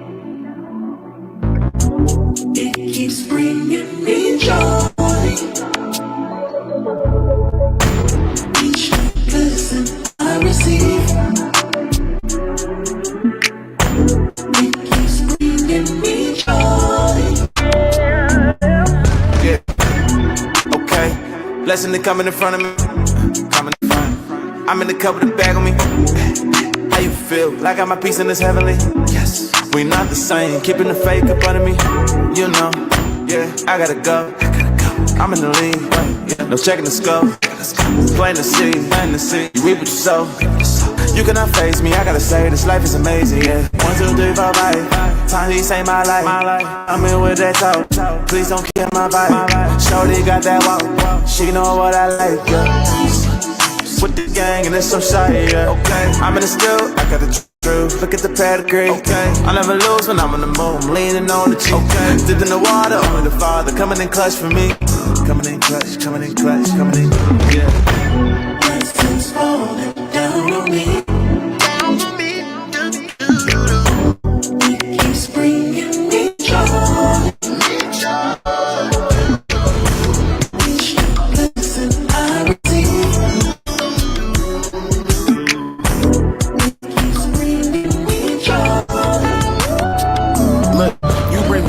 Yeah, you problems I avoid. Why would I give up my core? Belief in you gon' change the war. Make me feel like I'm the world. Well, maybe I'm not sure. Just make me a little vessel. I won't wrestle with you, look. I got all these blessings raining. I'm gon' need a new umbrella. We don't do that stressing, baby. Faith gon' work in any weather. Yes, I gave them all of me. I just hit the Hall of Fame. We see Jesus over shame. Got no limits, but nowadays they say, oh, I'm still the same. Yeah, I got a lot to prove. Fill my life with room. Yeah, about the tune. Yes, I can't help it, my confession. Tell him I'm about to boom. He wrote me up from the womb. Blessings coming soon. Blessings falling down on me. It keeps bringing me joy. Each new blessing I receive.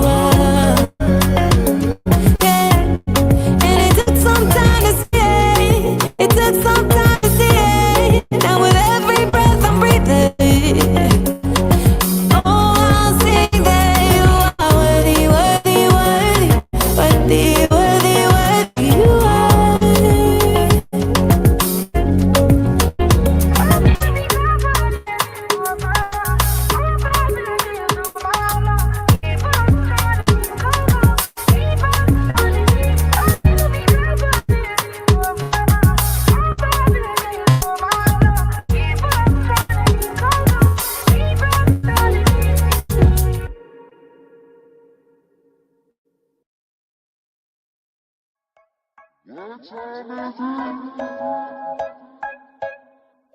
know what time it is when you hear that? Y'all know what time it is when you hear that? It's time for our girl, our sister, our friend, the certified yapper herself, the one and only, Rhonda. Come on, Rhocks. Rhonda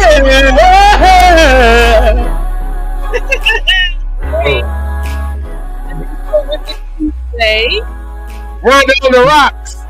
See, is your mic? Nah, you might be in your you might be in your internal microphone like I was earlier. God. So you know what'd been funny? The minute you introduced her, I said, "Give it Rhonda," and we took her shot. Like, glad to be here today, everybody. How y'all doing today? I am step on our line. Yes, I hate when people do that. And I know somebody that does that. I'm not gonna say his name, but there's a friend. Stepping on everybody's lines. Yeah, he steps on everybody's. Good morning, doctor.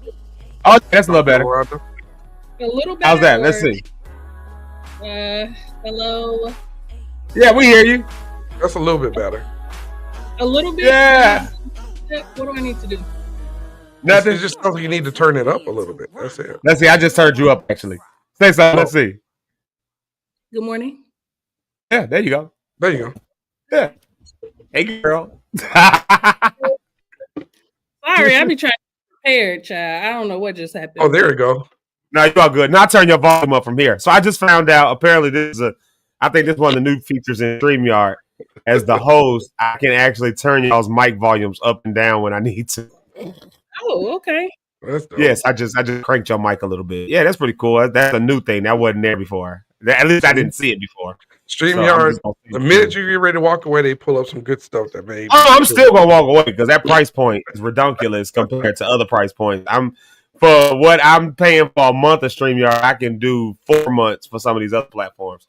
I just got to take the time to sit down and research, and I didn't really do that this weekend like I was supposed to. So, yep. So there you have it. Yeah. What's up, Rhonda? Hi. So happy to be here. Good. How's Cheeks Live in the morning going, huh? How's that? We're just getting started. We're gonna have a meeting actually probably this afternoon. Boo. So started on our new morning show. So unfortunately, I'll be stepping away from Zeke Live in the morning because I got to put my energy and efforts. So they trying to compete? It's not a competition when you're already. It's no competition. So you know what, Zeke? I know what to do. They probably have a pretty decent follower. It'd be a little bit pretty good. So what we can do is just run it through my page with the 40,000 followers and just use that as our springboard. No, we wouldn't need you for a springboard, honey. Wow. No. I'm saying we'll take out. They don't need no me, and that's what they're saying. Right? They're saying they don't need us. Y'all don't need our help. They saying they don't need us. Not before us. Who could be against us? Is he for y'all though? He's definitely for us. Is he actually for you? Exactly for you? Is he against you? We have Mother Locke on the team, so we'll be fine. Oh, I see. They ain't here today to protect nobody. Oh, you talking about that one? I thought you meant Zeke's mama. No, they talking about your wife. They talking about my mama last name Dyson. That's right. My mama ain't had the last name Locke'd in 40 in almost 40 years. So Rhonda, how do you carry that last name in 40 years? Yeah. Oops. Yeah. Okay, so we're talking about when is enough enough. Huh? Yeah. I thought Eric was saying something. He said so, Rhonda. Then he just got quiet. I did that. Okay. Left it Whatever you said that time.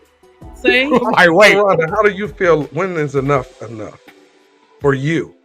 Oh my goodness, I have a pretty high tolerance. Wait, before you get started, though, because you were here yesterday. Who were you on that trip with? Because I couldn't see nothing in the background. You wasn't panning the camera enough for me to see little details. Zeke, I was trying to see who's she there with, and she didn't really turn the camera. It was right here. And my daughter jumped in the comments like, "Leave her alone." I'm like, "Well, where you at? Why are you talking? I ain't ask you nothing." So, can we get a little details about your outing? How was it? Can my business just be my business? Well, never, because we don't know how to keep private over here. No, I'm gonna tell you why. You're a public figure, so your business is never your business. Well, anyway, I have family that lives in Virginia. Oh, that's where you are. Friends that live in Virginia. So, So you went to see family. Okay. All right. So anyway, enough about that. I mean, she didn't say she went to see family. She just said she got family that lived there. That's not a. I just gave her a way out. I went to go see them. I'm just saying they live there. Like, I got family that live in Kankakee. I mean, I went to Kankakee to see them. Right. We just want to know. We just want to know who you went to see. I'm just saying two random statements. Shout out to Donna. She says I do sound and look much better. That's Nurse Donna. She's on my worship team. She's my assistant on the worship team, and also she's one of the strongest altos in the world. And also she's a registered nurse. And also she's one of the people, Rhonda, she will agree with you when you say, Zeke, you just supposed to be sitting down somewhere. I walked in the church and she was like, what are you doing here? Like, you need to sit down. You don't need to be. Yeah. And then I still get out. So I am feeling much better today, but I'm still, y'all hear me coughing up stuff. I got that smoker's laugh, like all that phlegm in there. Yeah. The Ari laugh. Enough being enough. That's an Ari. But it's all part of enough not being enough. That's really what it boils down to. When does enough actually become enough? So I was at church last night. I went to church last night against my wife's wishes. I was still being disobedient. And so I decided, like, during the service, because I ended up some kind of way running the sound. And I made a story. I was like, I'll just make a story. Like, I ended up making I ain't supposed to be here, but I'm almost sound. And then Rhonda hits me on the response like something along the lines of, what are you doing out? Ain't you supposed to be at home? And I was like, still being disobedient. I'm so sorry. Like, I don't know what to do. I don't know what. Our own show so that we could talk about how disobedient and hard-headed men are. That's going to be like the premise. Oh, wait a minute. Wait a minute. That could be a topic. We have so much content already. Like, just for the last couple of days, we have an abundance of content. So it's going to be great. Well, we can. So that's fine, and we can talk about. Never mind. I'll say that later. Oh, okay. We can talk about women and how women can be stubborn. Yeah. And they don't listen. I'm gonna turn my to wise counsel. All of this. See, I ain't gonna get me in trouble. No. Now, sometimes you all should not listen to us because it's stupid. Mm-hmm. But in some cases, we give good advice, and sometimes women will be like, "Nah, I'm gonna do it my way." Then it crumbles. It's like, according to who? According to y'all. For men who agree with you. There's women that agree with me too. There are women that'll say, "Yeah, my guy told me something and I didn't listen, and he ended up being right. I didn't think he knew what he was talking about." What'd she say? Very seldomly. Very seldom. But it happens. Have you not been wrong and your guy told you something, you was like, nah, and then he was right, you was like, oh, should listen. I've only dated idiots, unfortunately. Wow. Are you serious? You dated somebody who gave you good advice? You never... No, maybe a few times. See? Not like overwhelmingly great advice. No, I would. But you got some good advice. Once upon a time. There you go. Okay. Oh my God, she will come on my show if I ever. Yes, I do. I actually have the perfect episode. I'll talk to you offline. Oh. Okay, so when's enough of this or of that for you? I think, unfortunately, maybe fortunately, I do have I give people a lot of grace. A lot more grace than I should in a lot of situations. Why is that? Mainly in more so in romantic relationships and friendships. Do I give people like an abundance of grace? And it's funny that we're having this conversation because my friend and I were just talking about this last night. The older I get, the less grace that I give. And especially like with the way that I'm moving now with my podcast and like traveling for podcast stuff and meeting people and all of this stuff. Some people just they kind of like work their way out of a relationship or friendship with you. And I've just learned to like let those people go, right? I don't try to go back and retrieve them. I don't try to figure out why they left. I just let people go. And it's made my life substantially more peaceful. And so when people, this is a very cliche, but an old statement, but very true. When people show you who they are, believe them. Mm-hmm. and just let those people do whatever they need to do, because it could be called disrespectful if a person is trying to like cut you off, leave you, and be done with you, and you keep going back getting them. You're not respecting their wishes, right? They don't want to be a friend of yours. They don't want to be in your life. So let them go. So why do you think people do that? For abundance of different reasons.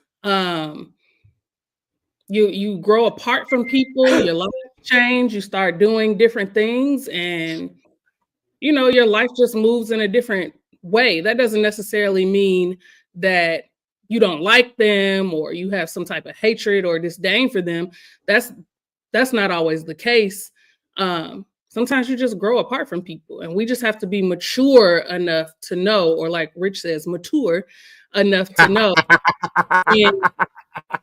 when you hit your capacity. And that changes. It's, you have capacity for different people, more capacity for some than others. But I'm learning, and I'm grateful that I'm learning, that when people are ready to go their way, just let them. It makes your life a lot more peaceful.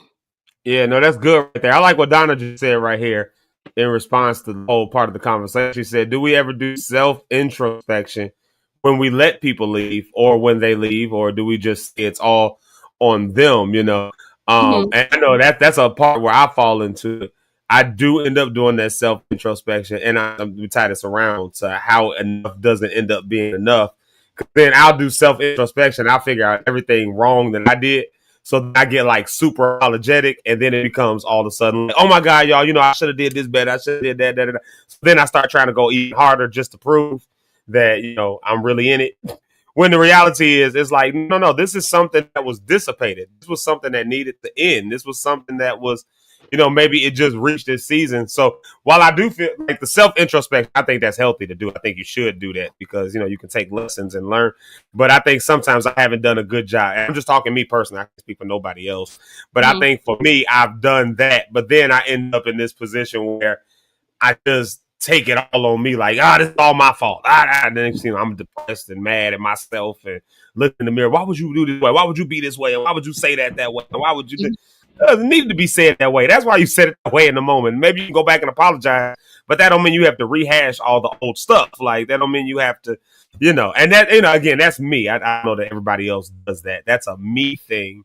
Because, there's other people on the other end of that spectrum where, something dissipates and then they pass all the blame off on everybody, right? It's that person was just jacked up. That person was just bad. That person just had a bad. So it was like, you was dating them. Like, you was best friends with them for a while, or you was working with them. You started that business with them. So, like, it's just, people are just who they are. Like you said, Rhonda, when people show you who they are, just believe them, but also see where you were in that phase. But then for me, and I'm saying this again for me, don't now take all the pressure on yourself and then try to go even harder because you're trying to overcorrect for things that maybe weren't even wrong to begin with. Because, and that's, I don't really know where to go with that one, Yeah, like your mom said, sometimes it's just time. It's not that we had a falling out. We don't dislike each other. It's just time.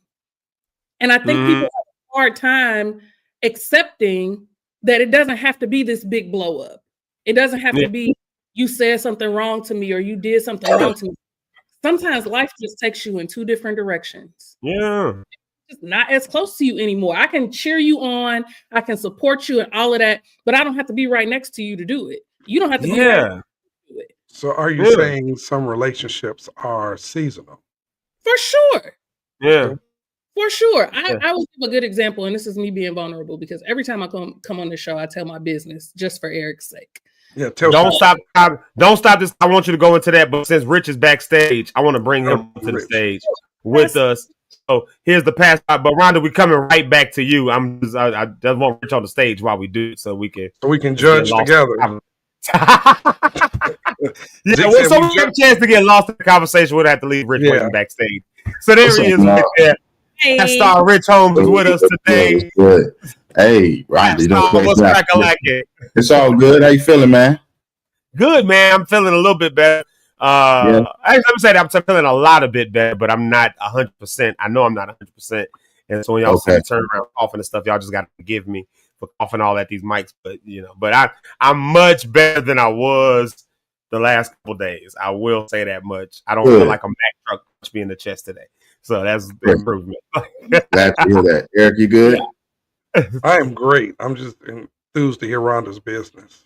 And Rhonda, I know you great. I just can't wait to hear your business, girl. Come on. We want to hear all your business. We can't wait to judge. We can't wait right. I got my drink, girl. Come on. This is legit like 3 older brothers with a little sister who just like, we want the little sister to do her thing, but we just poke fun and like take serious moments and poke fun.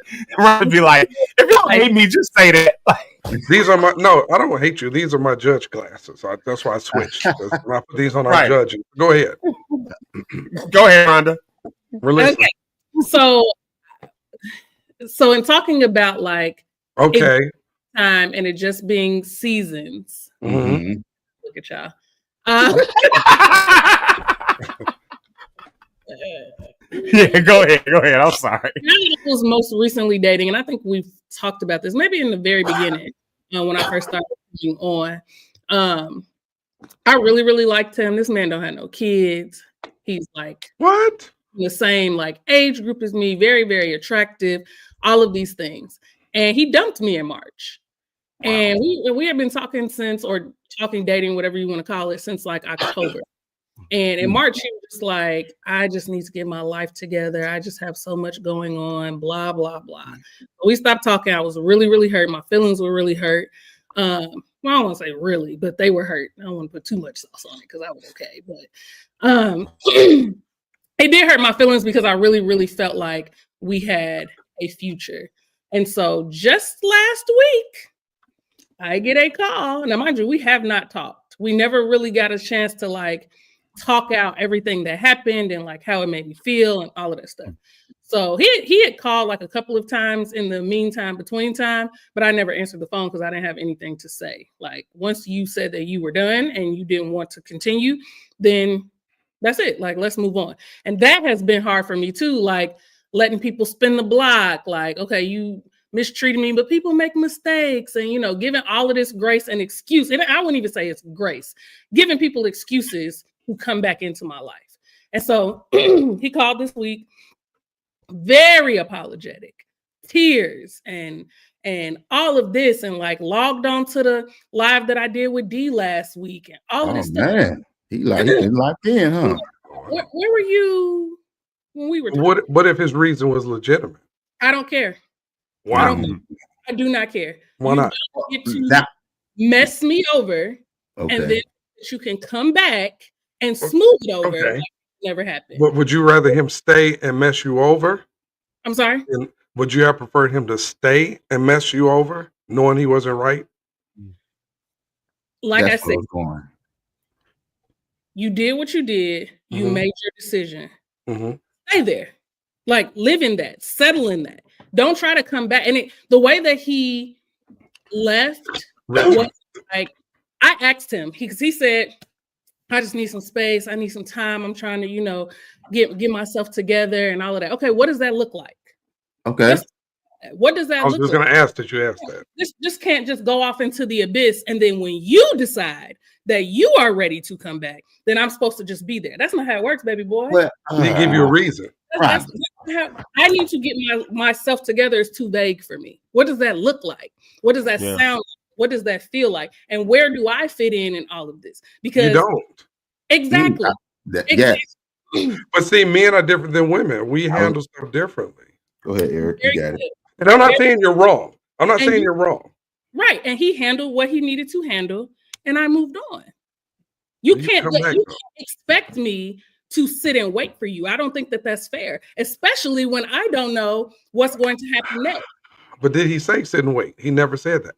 Exactly. So why is it when you come back, then you feel like I'm just supposed to be like, oh my God, welcome back.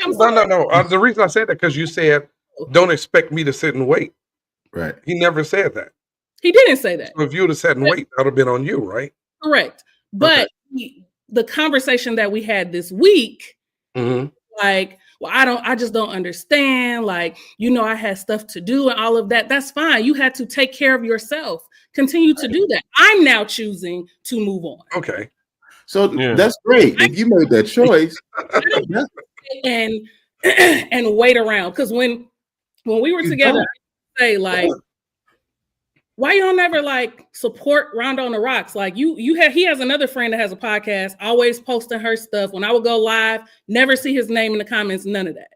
But now all of a sudden, your name is in the comments. You calling me to tell me what I talked about. Brother.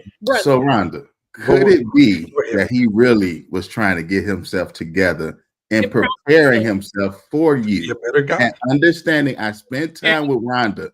I understand now what Rhonda wants. And all you're getting, you got to get to understand. For men, a lot of times, we got to get that understanding of what type of woman this is. Let me go back and recalibrate, get myself together so I can present myself better. And be the best for her. He wasn't in your podcast, but then this week, he's in your podcast. So obviously, he might have made a step. Now, I don't know this brother from Adam and Eve. I don't know what this whole thing is. I'm just. You said, and you won't. And you won't. I'm just thinking, like, what if he was telling the truth? Like, I had to get myself together. You don't see that? I do feel like he genuinely needed to get himself together. This is 6 months later. Okay. We've been dating for 6 months. At the 6 month mark, you like, you know what? I got to stop right here and get myself together. That's fine. Go ahead and get yourself together for whatever you need to do for you. You're getting yourself together. Don't get yourself together for me. See you. Wow. But here's the thing. Now, let me know something. I'm actually go with Rhonda on this one, y'all. And I'm gonna tell you why, because I understand both sides of it. Because as the person who was that guy, not with Rhonda, y'all. Now we know what that guy with Rhonda. Rhonda, that's my little sis. That's my little sis. That's been my sister since I know her. But no, I've been that guy before, where in dating someone, and like Rich said, because I agree 100% what Eric said, which is that it's like, okay, like as a dude, it's like, okay, I need to go and get some stuff together. Like I see what I want. I see what I want in you. I see what's it. But I know that I'm not in a position or a place where I can do that. And if I worry about dating and stuff right now, I never get to that place. I got to go get me together. However, I also agree 100% with Rhonda. I think both things are true, because who am I? Who are me to expect somebody to wait on me to get myself together? And that life doesn't go on. He didn't know. Well, I would say he came back, and now he's back. And Rhonda's basically saying no. So, that's fine. But I came back. If I'm taking extra steps to show you, now it's going to be up to Rhonda to still be like, no. Yeah, that's what she's doing. Though. She's saying no. Rhonda, and he continues to be consistent with Rhonda. But if Rhonda's but if she's already made a decision like, yo, you ain't getting it, that's going to be up to man to say, do I still want to continue in that? And it depends on him. Because if you really want that woman, you're going to continue to try to get that woman. And if that woman just immediately just get out my face, I got a knife, I'm about to stab you, something like that. Then, don't turn into a stalker like that. Yeah, because it does take a man a minute to accept it. Because that's how men's brains work. Like in our mind, it's like you set up what you see in the life and all that, and it's like, okay, I know this one is gonna fit into that, but I see kind of what she's gonna need and da. So it's gonna make me have to. So let me step back, work on this. Let me, like my mom's sitting here, like he. Felt like maybe he wasn't at your level in some areas. And I don't know if that necessarily means, because this means different things for many different people. Because you can be, it's not always a financial thing. I know that's the first thing a lot of people going to think. He thought he wasn't up this level in your thing financially. It may not even be that. It may be she needs this emotionally, and emotionally I cannot offer that right now because I'm working. But the thing is, like I said, like I had to learn this in a couple times in my life to accept the fact that sometimes you walk away to get yourself together, and that is what we call in the gambling world a gamble. Like this, it's a gamble. Like maybe she'll be there and be accepting of it. Maybe she won't. But you can keep pursuing and keep trying. You can keep reaching out. You can show her that you changed. But at some point, enough is enough. At some point, she's decided that that's just not a direction. I see that you made some improvements, but I'm just not I ain't going that direction right now. I'm on something else right now. And so, because while he was growing, she was growing too. That's the only other thing. Like, so maybe that growing that could have been happening together because it wasn't happening together. Now he coming back and he's on the page of where she was a year ago. But this is Rhonda on the Rocks a year ago. Now it's a different, Right. The E point when he said, "Would you rather y'all grow together and he break your heart even more because he ain't got it together, or him separate himself to get himself together?" Remember, but let me ask. In all of this, everyone has choices. You chose to step away. I chose to move on. Okay. Let me ask you a question though. The chips will. At the same time, I don't know this guy, but at the same time, could it be that you as Rhonda have said, "I'm ready for that guy that's for me." God said it to me. How do you know he's not correct? God didn't take him away and correct him in the areas he needed to be corrected to be that guy for you. If you don't give him the opportunity to come back and have a conversation. Because also, let me add, because before he left, you felt things was good. You was attracted. Things was going great. And then it was just like, yo, I got to leave. Okay, I understand it. So, yeah, just go ahead and answer that with E. And I agree with you, too. I do get your point. If he stepped away, yes. You take a chance on me not accepting you back. I get that, but I'm just asking that as a question. What if that step away made him what he needed to be? And the thing asking for this guy has came back. He's came back on everything. If you had a list of 1 to 10, he's now doing 1 to 20, and he moved from here for you. And you look and say, maybe I can. I ain't saying we go commit. Maybe we can go out to eat and have a conversation. Or is opening that up going to be too rough on you? I hear you, but there is for me, there isn't any trust there. Okay. Like I don't trust that when things get rough in your life or otherwise, that you're not going to then say, I got to go back and get myself together again. Now, okay, I get that. Yeah. You haven't shown it's me. Risky.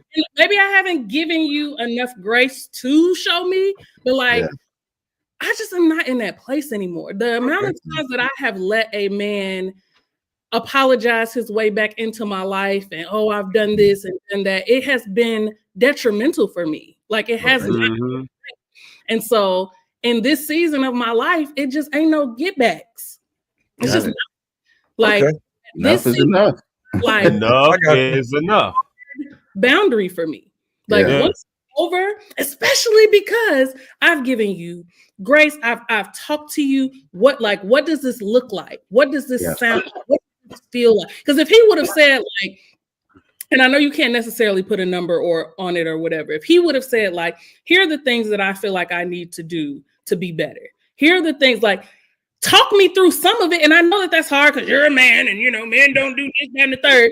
That ain't got nothing to do with me. If I'm laying it out for you, to me, communicate.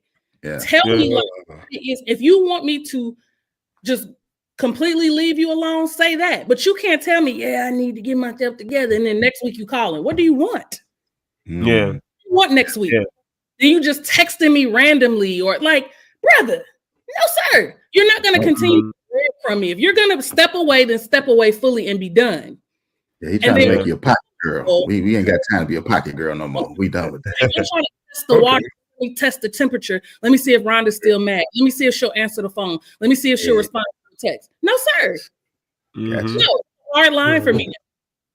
Yeah. No. I like what Jamila said here in response to all that. There's a way to do the separation. I think that really, this is really actually a healthy conversation right here because what we're seeing right now, if I'm looking at it from pulling back a little bit, just listening, we're seeing the difference in how men think about stuff and how women think about the stuff. And oftentimes I think we've all probably been down this road because I know I've been down this road before. I'm like, no, I need to pull away. Give me a minute to go and turn this ship around and figure something out, and da. But I knew the risk and the gamble with that, and I lost some good ones in that mode, and it just was what it was. It didn't stop the fact that I did need to step away. I didn't have time to date. I didn't have time to think about it. I needed to step away, figure some stuff out. That thing was true, but was also true was that it was a gamble because while I was growing, she was growing, and we weren't growing together. And sometimes, like my mama said, time just makes the stuff just makes you just grow apart as opposed to growing together. So now we come back, and who I was a year ago ain't who I am today. Who she was a year ago ain't who she is today. So now two different people have just met each other, and it's like now maybe it doesn't work.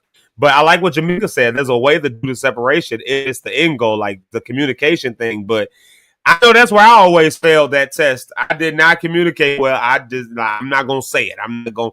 No, I ain't gonna tell. I'm just gonna tell you I'll be back, but I'm not gonna. Yeah, because maybe we're embarrassed or maybe we're whatever. But society, like we gotta overcome. I think those things because here's to bring it back around to the when is enough topic. I think a lot of times we do that because we're trying to. Everybody's trying to protect their own interests. They're trying to protect their own well-being. They're trying to protect their own self-interest. They're just, we're trying to protect our own peace, even especially in relationships and things like that. But in the midst of trying to do that, who are we kind of like hurting along the way? That's that introspection, I think, that Don was talking about. Because though his intention may have been, I'm going to get we had an episode 2 weeks ago, intention versus impact. Though his intention may have been, I'm going to get this together because I want to be the right man for this woman because she's a good woman. The impact was collateral damage. And that collateral damage is compiled on top of a history that she has of men who do that. So how am I supposed to just trust you just because you just hit, just because I like you? Well, I like 4 other guys who did the same thing. Like, and it's but but do you penalize him for the others? I don't know if that's necessarily penalizing him though. That's that's to an extent. It's like, I get history, but I'm not a part of that history. So why am I going to be? Well, technically, he is though because he also walked away just like all the other. If it was 4 other guys, that he's the 5th one to do the same exact thing. They all walk away from the same reason. And they all came back. That's what she's saying. They all came back. They all walk away, then come back, and she's saying, "No, that's a boundary I now put on myself. If you walk away, please just understand you just walked away. Like that's just, and that's cool. We can be cool. Check in with me. That's fine." But I ain't coming back to the relationship because I've now set this up as but this is enough being enough. This is what it looks like when we say when is enough enough. Is when you put up a boundary. That would be me saying, like at a church, for instance, well, every other church I go to always got me doing too much. And then you go to another church. Well, I ain't gonna make y'all get punished for the other churches I did. But then next thing I know, I'm right back doing more than I need to be doing. Because I fell in the same pattern of stuff. Don't punish this church, the last churches, because this church on something. The other church was on something, but I still ended up in a position where the impact was, that's me in a friends group where it's like, well, don't punish your friends because this your other friends, I don't know, was wild and crazy. Well, shoot, things is getting wild and crazy over here. I see it. That's a boundary I put up, and I said I don't want to do that no more. Like, making hard. I think that's the whole thing. That's the whole point behind enough being enough. And then I'll shut up. I think the whole idea behind enough being enough is that you set up now this personal boundary to protect your peace. And regardless of what anything else looks like, whether good, bad, that boundary is just hard. It's static. It is what it is. And, I think Rhonda's doing something that I've struggled to do. She did something in that situation that I struggle to do. I'll put up a boundary and break that boundary down because I give grace. And I know you need the help. Let me come in here and help you out. Let me do that. And then what ends up happening? I'm coming home. My wife got to deal with me being sick and being all out of breath and taking care of me because I was out doing the most because I said I wasn't going to do that no more. But I ain't gonna punish y'all for me, but here I am that 5 days into an illness that should have been recovered within 2 days' time. Like, you know what I'm saying? More than anything, like it is something that I've recognized in myself. It's not even about the guys. This is something I've recognized in myself. Why do I allow? They only come back because I allow it. They could not come back if I did not allow them to. True. So I have to look at myself and do that introspection, like. The nurse on here said, I had to look inside myself and say, why do you continue to do this? It never works out. It's never good. You always end up worse off than you were before because you cannot set boundaries. And you can set them, but you don't hold them. And so at this season of my life, like I said, if he the sacrificial lamb, that's just too damn bad. I don't know what to say other than, hey, I'm sorry that it didn't work out, but now this is a boundary. Thank you for the time that we had. If anything, it restored my hope and love again. And, you know, I wish you well. Of course, my mother has and that's my enough is enough story. I know it's very long. I've talked for the last. No, because it's really good. Like I said, you figured out how to put a boundary. Because, like, when you think about a relationship and trying to date, and I know you in that phase where you're ready to get married, have kids, do all that. Like, you ready to get life moving on that level, which is why you've always been so vulnerable about it. That's why I put you on a date and all that stuff, because you've been vulnerable about that.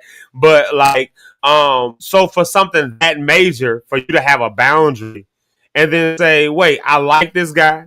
He's attractive. We the same age group.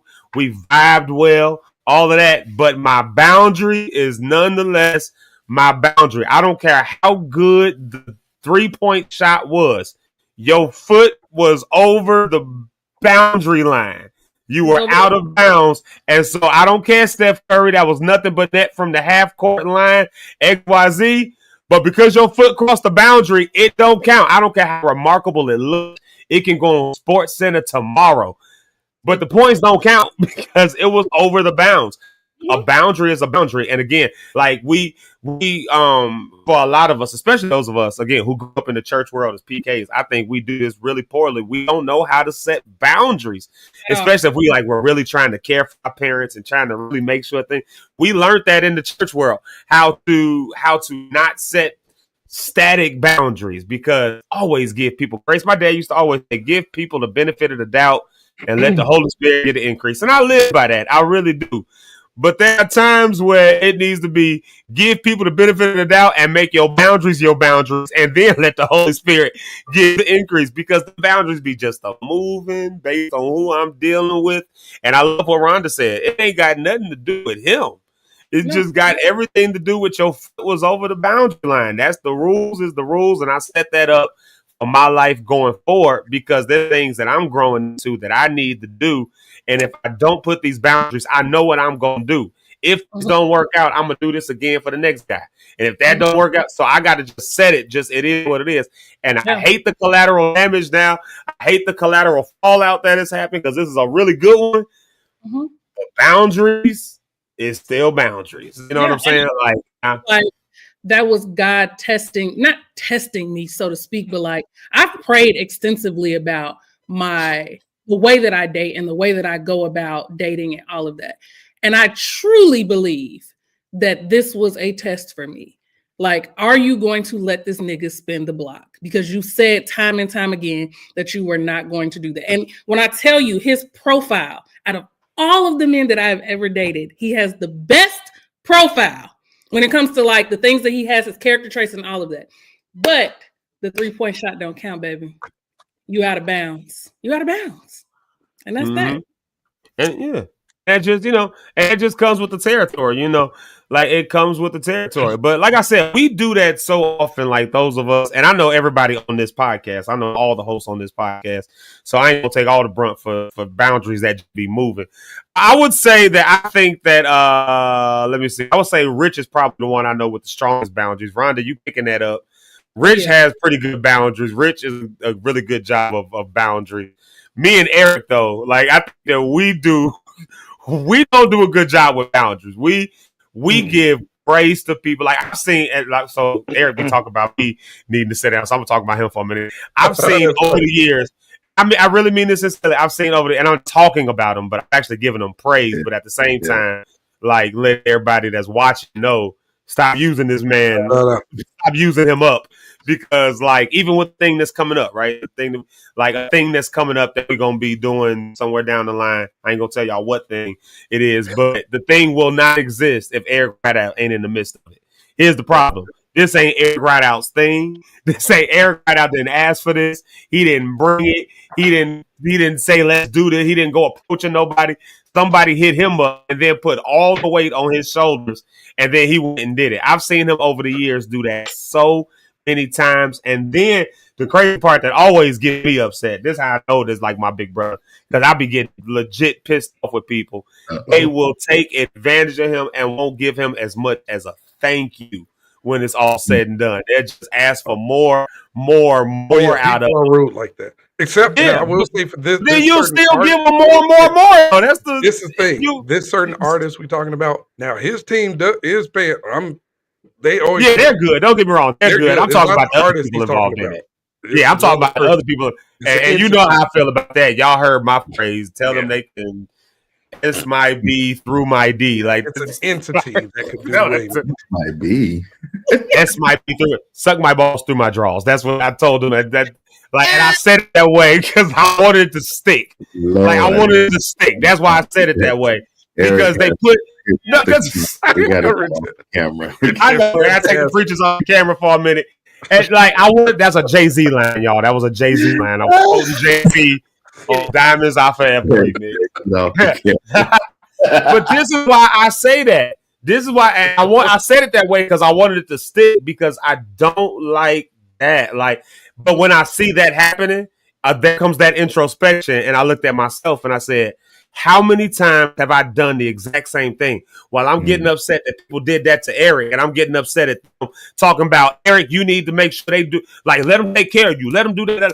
Meanwhile, on the other hand, Eric telling me the exact same thing. So we just going back and forth, and yet we still giving people these movable boundaries, giving them this grace to do what they want to do. And then do you ever get a thank you for it? Do you ever get a no? You still be at square one with your stuff, and you look for them to show up when you want them.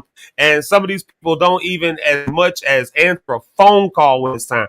And it's just like, you know, so when a certain thing came up with an event, I got real vehement, and that was almost like a test for me, Rhonda, where I was like, no, where are the pieces for this, that, other? And if those pieces ain't in place, I'm gonna make the suggestion they go find something else. Like it's gonna be a no for me. Like nah, if this was a year ago, we'll make it work. If this was 2 months ago, this would have been me. We'll figure it out. We can do that.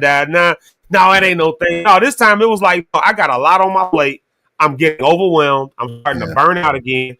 And so my peace needs to be my peace. I need to find peace. And sometimes the Lord gives us peace, a peace that surpasses all understanding.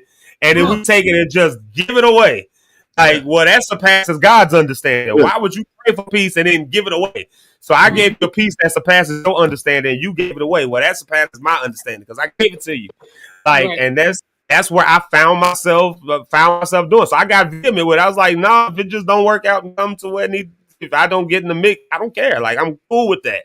I'm cool with that. I'm not willing to give up my peace, especially when I was sick while we was talking through it. I was sick. Like, so I'm like, no, like, who's to say I'll even be better by then? Because I sure refuse to sit down. Like, I'm still working through that. Don't get me twisted. I still am mad at you with that, Zeke. Here's a question. Yeah. I think I know the answer already, but I'm going to ask you this. How would you, in your role, so you know who I'm talking about. The person Sticks and I talked about yesterday after the podcast went off, after we went off.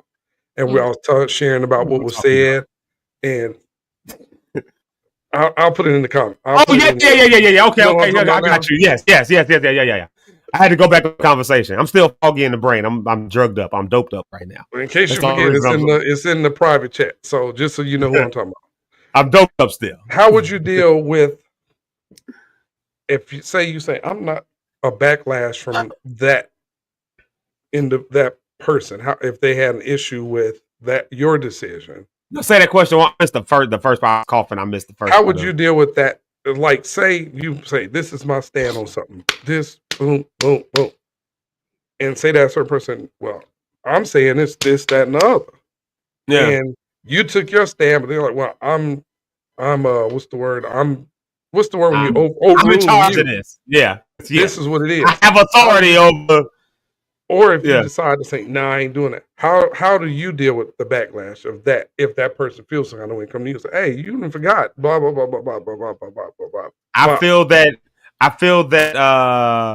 in theory, again, mind you, y'all, I'm learning, so I'm being vulnerable. I'm walking through this process. We're talking about when is enough. I'm not talking about it because I'm an expert at it. I'm talking about it from a standpoint of I'm learning to get better at it. If that situation came up, in theory, I believe that if you ain't putting out the resource necessary to make X, Y, and Z happen, then you can't get upset when X, Y, and Z don't happen. Like, and you can't hold it on people for X, Y, and Z to happen because you ain't had to. Now, if somebody paying me for something and they say, no, I want to do that and I want to do that. Yeah, and by all means, you have the right and the authority because that money has now given you the authority. I've accepted money in exchange for the authority in the situation. But if it's all, we just all come together, it's a thing, then a whole bunch just gets thrown off on me. And then you want to be like, well, no, I need you to do this. I need you to do that. Well, you don't need me to. You just want me to. Like, and my schedule says, no, this wasn't on the calendar. Like, it went on the calendar a month ago. And, in particular with that, we've had to deal with some of those situations actually, like, where where it was, what we doing here? Why are we doing this? Like, there's nobody planning this or schedule this. Why are we, and when you get sick, like I said, when I get sick, I start getting real direct with people. I start getting a little more rude, a little more, because I don't have patience. I can barely breathe. So I don't have a whole lot of breath to be over explaining stuff and trying to figure stuff. My mind is cloudy because if I'm standing there talking to you, it's because I'm doped up. So I ain't got the mind to be trying to think through all of this. And so my mind goes to, no, that's just a no. It's just going to have to be a no. Why are we here? And I start getting the rudeness. I'm trying to now manage that. So I don't end up that way. But at the same token, at the same time, I still end up with these movable boundaries. I still. I've learned over the years. I tried to work on that no as being like a sacred no and being something that's the no is for me. You know what I mean? It's love for me. That's why I'm saying no. It's love for my time. It's love for whatever else I got going on. You know what I mean? And as I kind of changed and shifted my mind or mentality of what that no is, when I would say no, I'm thinking of the other person. I'm gonna hurt their feelings. I'm gonna hurt what they got on. I ain't gonna be able to help them. But I shifted and said, no, this no is about loving myself and love for me. So question for you. In that situation, or has anybody experienced when you say that, right? And I'm for it. You say no. And the situation turns out you say no, and at the end, it really blew up into something. You're like, man, now I should have. I did the work for that. No, it is what it is. Yeah. It is what it is. It's like, who's to say it didn't blow up because I wasn't a part of it? Like, maybe me being a part of it was actually the best thing that could happen to it. Because meanwhile, there was a comment that was put in here. I'm trying to find it actually. Mama was the one that put it. Mama Sherry. She said, it was a really good comment, but it was something along the lines of, like, when I'm doing too much, when I'm taking on too much, I'm not my best self professionally. I'm not my best self personally. So what ends up happening a lot of times, we'll take on all this stuff. And then we'll be in the midst. And it's trudging along, it's doing what it needs to do. But because we're not ourselves, we're not doing our best. We're not doing our best work because I shouldn't be anyways. So I'm not really doing my best work. And so now, as a result of that, this thing doesn't even have the opportunity to grow the way it should. But when I say no, that forces somebody's hands to now do what it takes to make it actually work.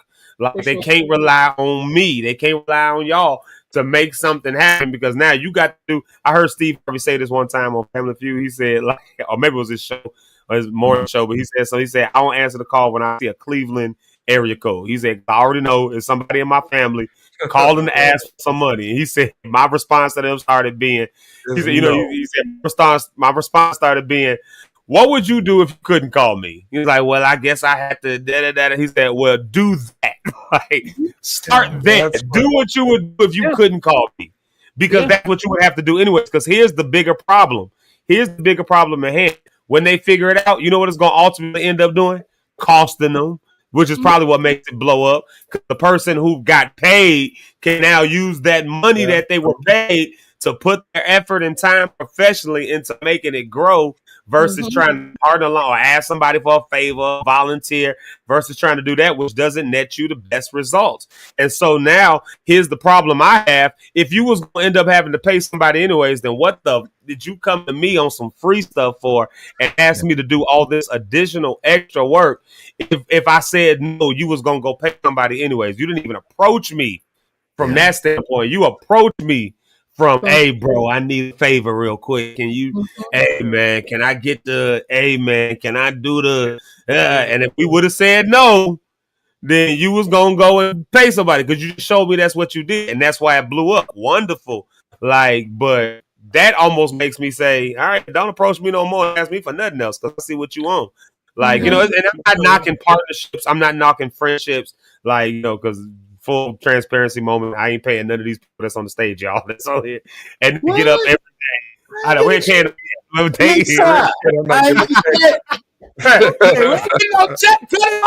it off. But like, you know, so but like I said, there's boundaries to that though. There's limits, and like I don't mind like partnering alongside people. I don't mind. I've tried to do that with a ton of people. I swear, because I'm always seeing the bigger vision ahead. I'm always like, no, you bring your camera out. I got my such and such. We can rise up, and then you got a voice over here, and then you over here. You know how to put people together, and you know how to work social. Man, okay, bet. None of us got no money. All of us need what everybody else got. Let's partner. The rising tide's gonna lift all the boats. Boom, boom, boom. I'm with that. I'm all with that. But sometimes right in there, some people can't see the bigger picture. They don't see the bigger vision.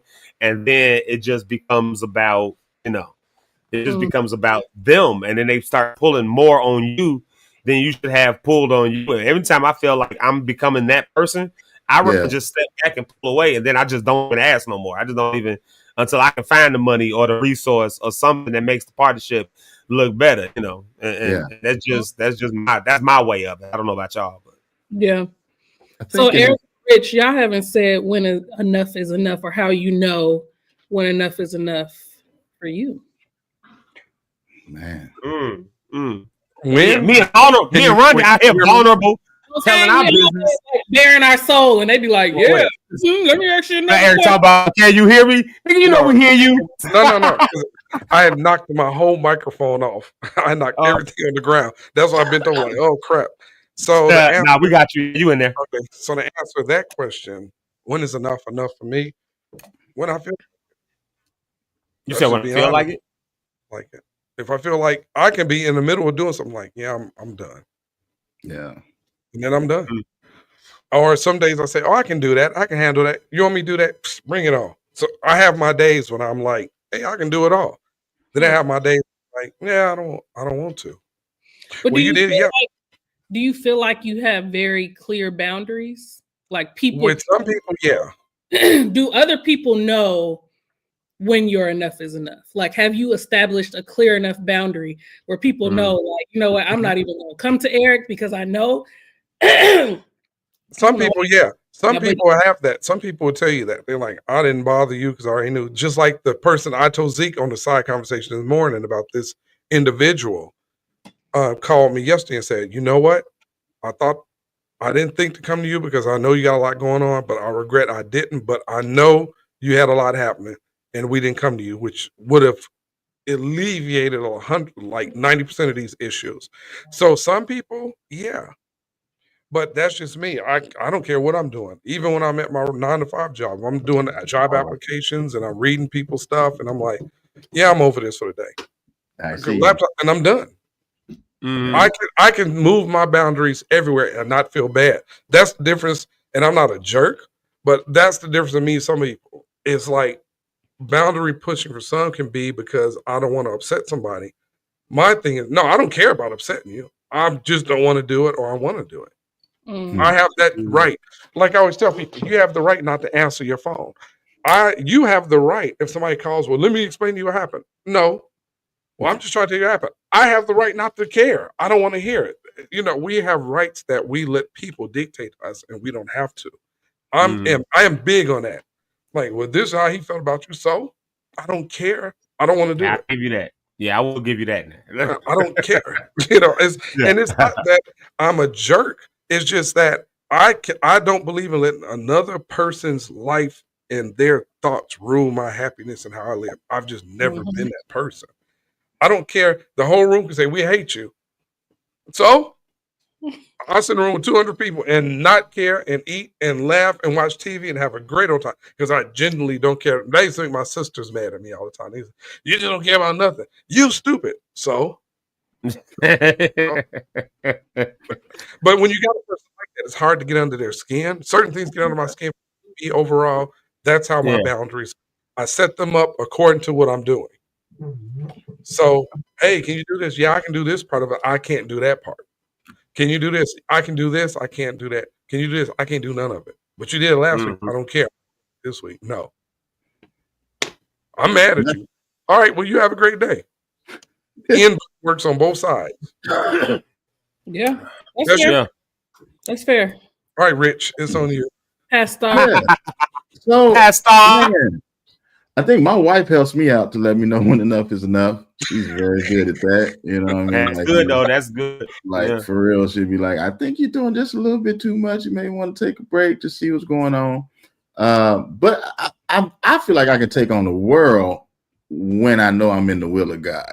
So that's one thing I'm always spending my time in is with him, his word, learning, gaining knowledge into what's going on in the world, in the industry, and places that I want to be effective in.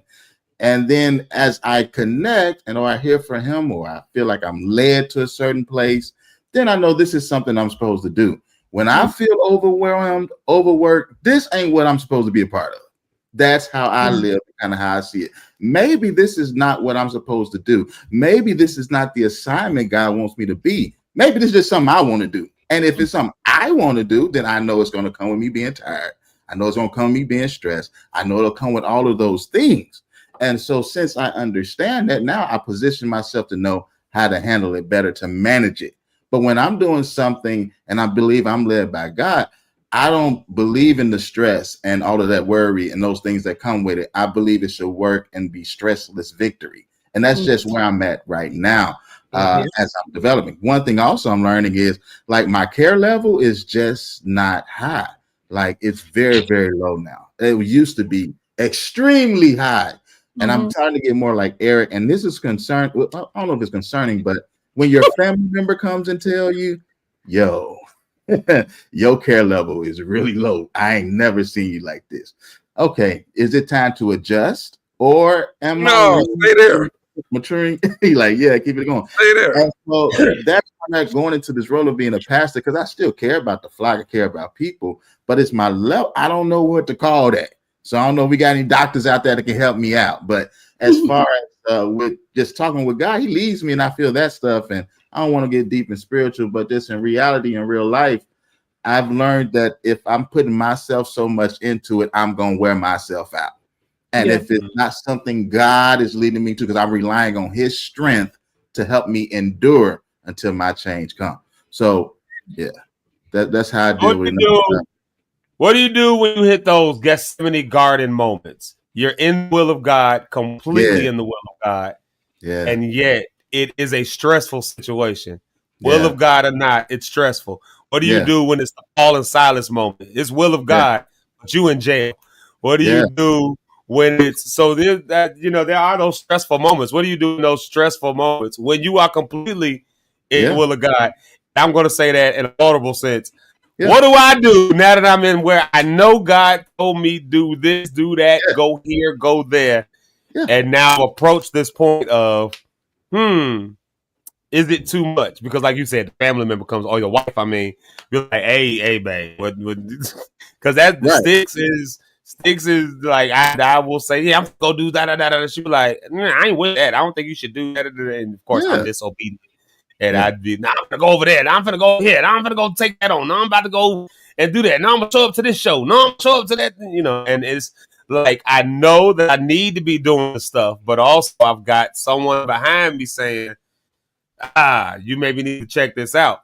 How do you know not that this ain't a Job situation? Why don't you just curse God and die? This can't be God. You get to go through all this kind of stuff like that. But yet the will of God was, have you tested my servant Job? And the wife was the one saying, you need to just let this one go. You just you need to get this can't be God in this one. You just curse him and just die. Just let life take its course. And like, how do you now separate all of these things and now decide when enough is enough? Yeah, again, it goes to your relationship with God. It goes to how do you hear from him? And I'm looking for the peace that surpasses all the understanding of everything else and everybody else. So where that may come from in a conversation with close friends, in a conversation with a mentor, in a conversation of spiritual guidance. If I'm looking for the God sense in the conversation that's happening, so it can help me to make better decision on where it is I need to go. But I'm going back just like Jesus did. He had to go pray. And then he came back again. The people was there, and he said, I got to go a little farther because y'all still ain't got it, and I got to get this together. He went a little further away from them to pray. I'm at a stressful moment, and y'all giving me all this advice and things like that. And some advice that people may give you may not be what you need to listen to right now. You may just need to find yourself in tune with him, whatever it is to get you close to him, to get you honed in and just sit down and relax so you can get a good understanding of what's going on to make a decision. So for me, it's always going back to the Father, bro, whether that's a fast, whether that's whatever it needs to be to get distractions. I might have heard the words, listen to what everybody had to say, but now I got to land on this. And I believe God is leading me here. And no matter whoever is in my way, you have to be strong enough to say, that was God. I'm believing that. I'm going to stand on it, whether it goes right or it goes wrong, whether you're with me or you're not. And that's important for me with my wife, having a partner to understand that, because I'm not going to put it on God's name if I don't think it's on God's name. Yeah. But if I say like, yo, I believe God has told me this, she like, all right, let's do it. I'm with you. Whether she feeling like she gonna come back and say, now you got this going on. You got this. I know, but I really feel God is leading me this way. Let me plan. Let me get my structures all together. I can make this an easy transition. We can make it work, but it's going to cause stress because now I got to pick up Richard and now you ain't going to be it. Babe, I need you to help me out right here for the next 3 months. Let's try it out and see what's going on. So that's kind of how it goes in reality, make things happen. I don't know if that's helping out. Yeah, like the reality of stress is natural. It's going to happen because that's just growing pains. It's just what it is. Sometimes you're growing into the pulling of the stretching. Everybody wants the territory enlarged. Everybody wants the faith increased, but the process of that ain't pretty. It ain't beautiful. But then when you know that that's what you're on, when you know that's the page that you on, God enlarge my territory. God increase my faith. God do this. God do, and that's the page you on. Let me just go ahead. For me, it was I can do a lot of things. Just go out and just do it. I started spending more time, like I said, in tune with myself, with God, to figure out what is it that I'm great at? What is it that I can be impactful in? And I spent all the time with that. So now when I go into those arenas, I kind of know what I want to do. I kind of know where I want to be at. I kind of feel like this is what I can do. You know what I mean? Versus just getting there and I'm like, I'm here, but I don't know quite. Well, God, what you want me to do now? No, have a plan, have a strategy. If you spent time with them before, he'll share all that. So now it's time to come out. It's time to go. It's time to move. It's time to make your way prosperous now. You don't have to wait on God to make you prosperous. No, he said, I'll give you the power to make your own way prosperous. So now that he gave me the instructions, let me go ahead and do it. And I know we ain't talking about prosperous, but anyway, I don't know how I got on it, but enough is enough. You know what I mean? And I've just learned how to understand things even better to push me to where I need to go. And understanding people, I think, is a big thing. So now people kind of show me who they are, like you were saying, Rhonda. All right, I know where you at, so their boundary is gonna be this. All right, but I still got love for you, respect. But I know this is what you do. I know this is who you are, so we're gonna be cool right here, and so on and so forth. Rich, that's a good point. Before we go, that's a really good point that you brought, because that's something that I do every night. Man, look, this is right here next to the bed, and I pray about stuff. I stick it in here. I put scriptures to what I'm trying to do and see if it fits for me, because where I am in my walk right now. Okay, because I have an opportunity right now. My cousin just sent me something, and he's like, "Cuz, this is a big one. Most people do it. He's a producer. He produced When Jesus Said Yeah. That's on Beyonce and them sing. When Jesus said yeah, nobody can stand no. And he just sent me this. You see who he with now, Zeke? Is that Stevie Wonder? Yeah. He said, man, I'm The doing question something. is, can he see who he was? And he was like, cuz, you need to come out here for this and other. And it's a great thing that my cousin is doing. But I said that to say how God will put people. Oh, God, I just thought about what you said. I just got it. I got to turn the screen off. I'll be back. Yep, I'll be back as well. Rhonda, you're on your own right now. No, hey. You can go ahead and end the show. Zeke, cue the music. Let's do the round table. Multiple choice driven. You live and die. I got a message for you. Choose. I'm done. I can put me on that one. Just love you. He gave us all for you. Give you all for him. Yep, say them all. I'm done for the day. Y'all have a great day. That was a great day today. That was it there, Doc. That was it. Now, that was bonus. I'm sorry. I'm sorry, Mr. Morris. I should have said that. That was like one of those like inner thoughts that you don't intend to say, but it just like comes out because the way that you said it was like, no one can. Rhonda was trying to hold it. I'm sorry. No, I didn't catch it till after the fact. That you said it. Wait, did you just say that? That's it. That was one of the James Fortune moments when he told Jesse Jackson, "Never heard of him." Like, no, that's the on television, y'all, on TV. James Fortune about Jesse Jackson. He's such a great guy. He's so da.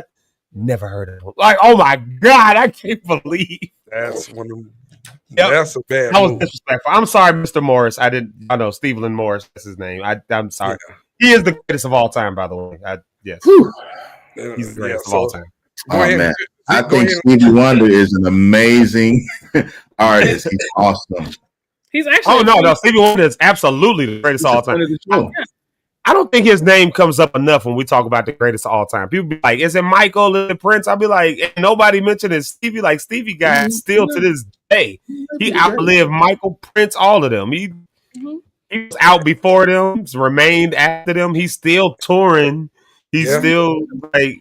You can't go through. I don't think you can go through a week without hearing at least 2 Stevie Wonder songs. Like, he hasn't seen as much as Mike and Prince have, but he definitely is the GOAT. What you mean?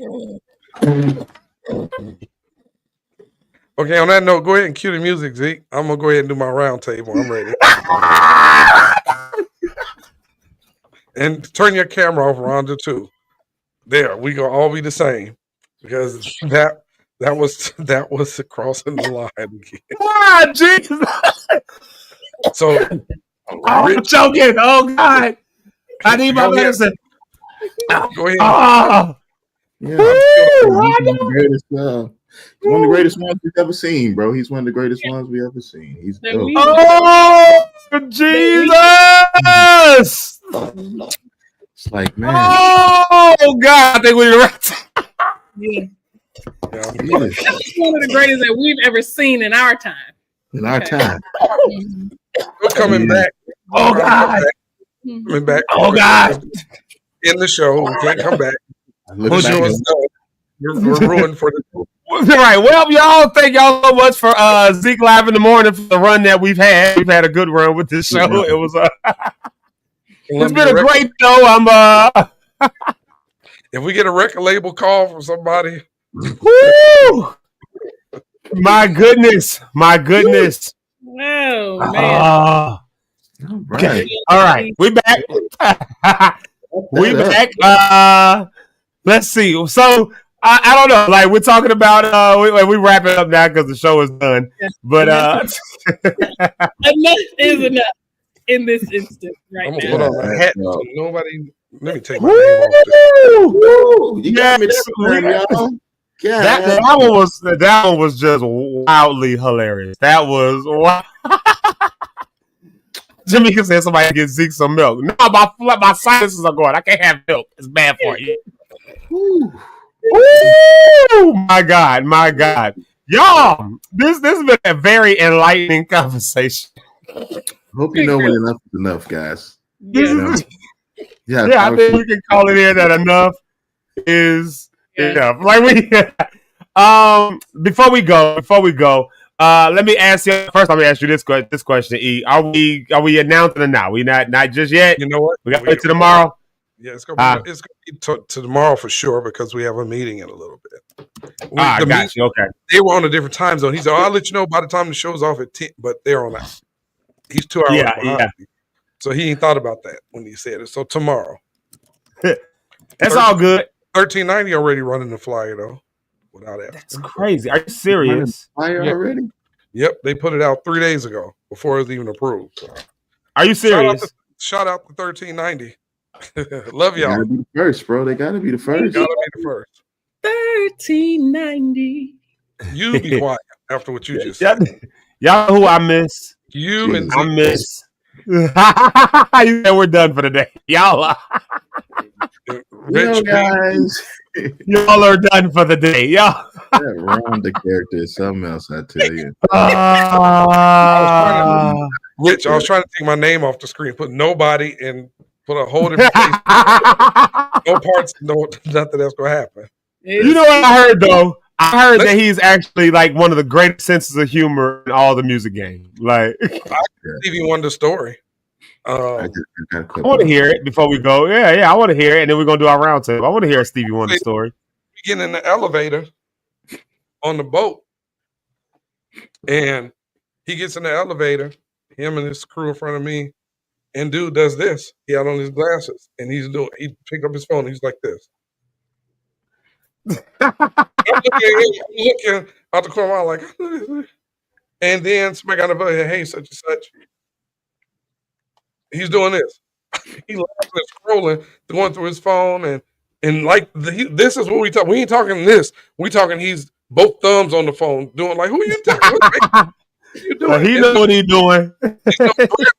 But what I was told is he can see a little bit. He's legally blind. Yeah, that's what I understand. He can actually like see. Just like when the microphones fall on stage, he reach out and grab the stand. Yeah, that go ding, but he picks them up. He's not like Ray Charles. Stevie Wonder can still see somewhat, and that's But Rhonda, I saw like a clip that kind of explained what his eyesight is like. Like, I guess they got like different glasses and stuff that you can use that show what shows like what it's like to be blind, basically. Like it's like the different types of blindness, if you will. And Stevie had one of those, and so there you have it. So, all right, y'all, let's run this round. So I was looking for a clip and I can't find it, and it's probably for the best. Let's just leave it on. It's just now on my computer, probably for the best. The Lord's telling me no. So. The Lord. Let's go with our round table. Let's see. Rhonda, you the lady. We'll go to the ladies first because we're polite at Zeke Live in the morning. Our mothers gave us, since all the mothers are watching, they gave us some manners, so we'll let Rhonda go first. Thanks, everyone. So today we're talking about enough being enough. Set those boundaries, hold those boundaries, because it really is an act of self-love, like our pastor told us on this morning. I'm just happy to be here. I'm gonna, continue moving forward and holding those boundaries. And it is hard. It is not easy, but I know it'll be greater later. So y'all have a great rest of your day. And I'll be back on Friday. And then let's see the great, oh my Lord. Let's get whoever this random guy is on the stage. Look like he been who is this guy, first off? And that's my name under the bottom. And apparently we learned on this show we don't know boundaries. So on that note, you all have a great day from this unknown guy. And tune in tomorrow with Eric Rideout. He will be back tomorrow. I'll set in for him today. Bless you, Stevie Wonder. We love you. The record label and all those that I know that are associated with him. We love you all. God bless you. And you guys have a great day. I am totally done, and I'm giving it over to Pastor Rich. Hey, Pastor Rich Holmes. Hey, to all my business partners at WonderWorks, I want to say we love Stevie Wonder. Okay, he is amazing. We love him, and thank God for everything that he's done for our community. Oh, he's awesome. Yes, he is. Hey, listen, I had a what's the thing you start off in the morning? That devotion. There we go. That I did this morning. He was dealing with boundaries, and there was a prayer in here. And before I just say something, I'm gonna just read this prayer today. All right. So it says this: may we find the courage to honor our boundaries, recognizing that within them lies the essence of our true selves. Let us be mindful of the sacred space we create when we choose to nurture ourselves first, enabling us to give and love more authentically. May we walk forward with clarity and purpose, embracing the beauty of balance in our lives. And as we have this space, may we carry the light of compassion and understanding both for ourselves and for others into the entire world. Hey, listen, I'm AP Rich. Life is choice driven. You will live and die by the choices you choose to make. I got it here for you. Choose life. In Jesus' name, amen. Amen. Thank you so much, Pastor Rich Holmes. We appreciate that.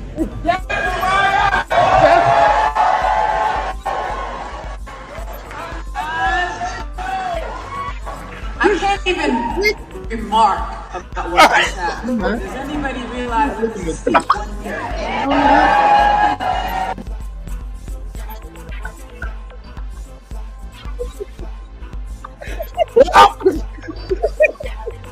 I've officially become the most disrespectful person on the internet. No, the one where he was shooting the basketball is my favorite. Let me stop. I got to meet him one day. I've got to meet him one day. He gonna have something to say to me. He gonna be mad at me. Stevie, I love you. I really do. Stevie really is like one of my favorite artists of all time. Like, he is the GOAT to me. Like, I love y'all so much. I love y'all so much. Stevie is the GOAT. You said it, man. That's it. He is amazing. We thank God for Stevie, man.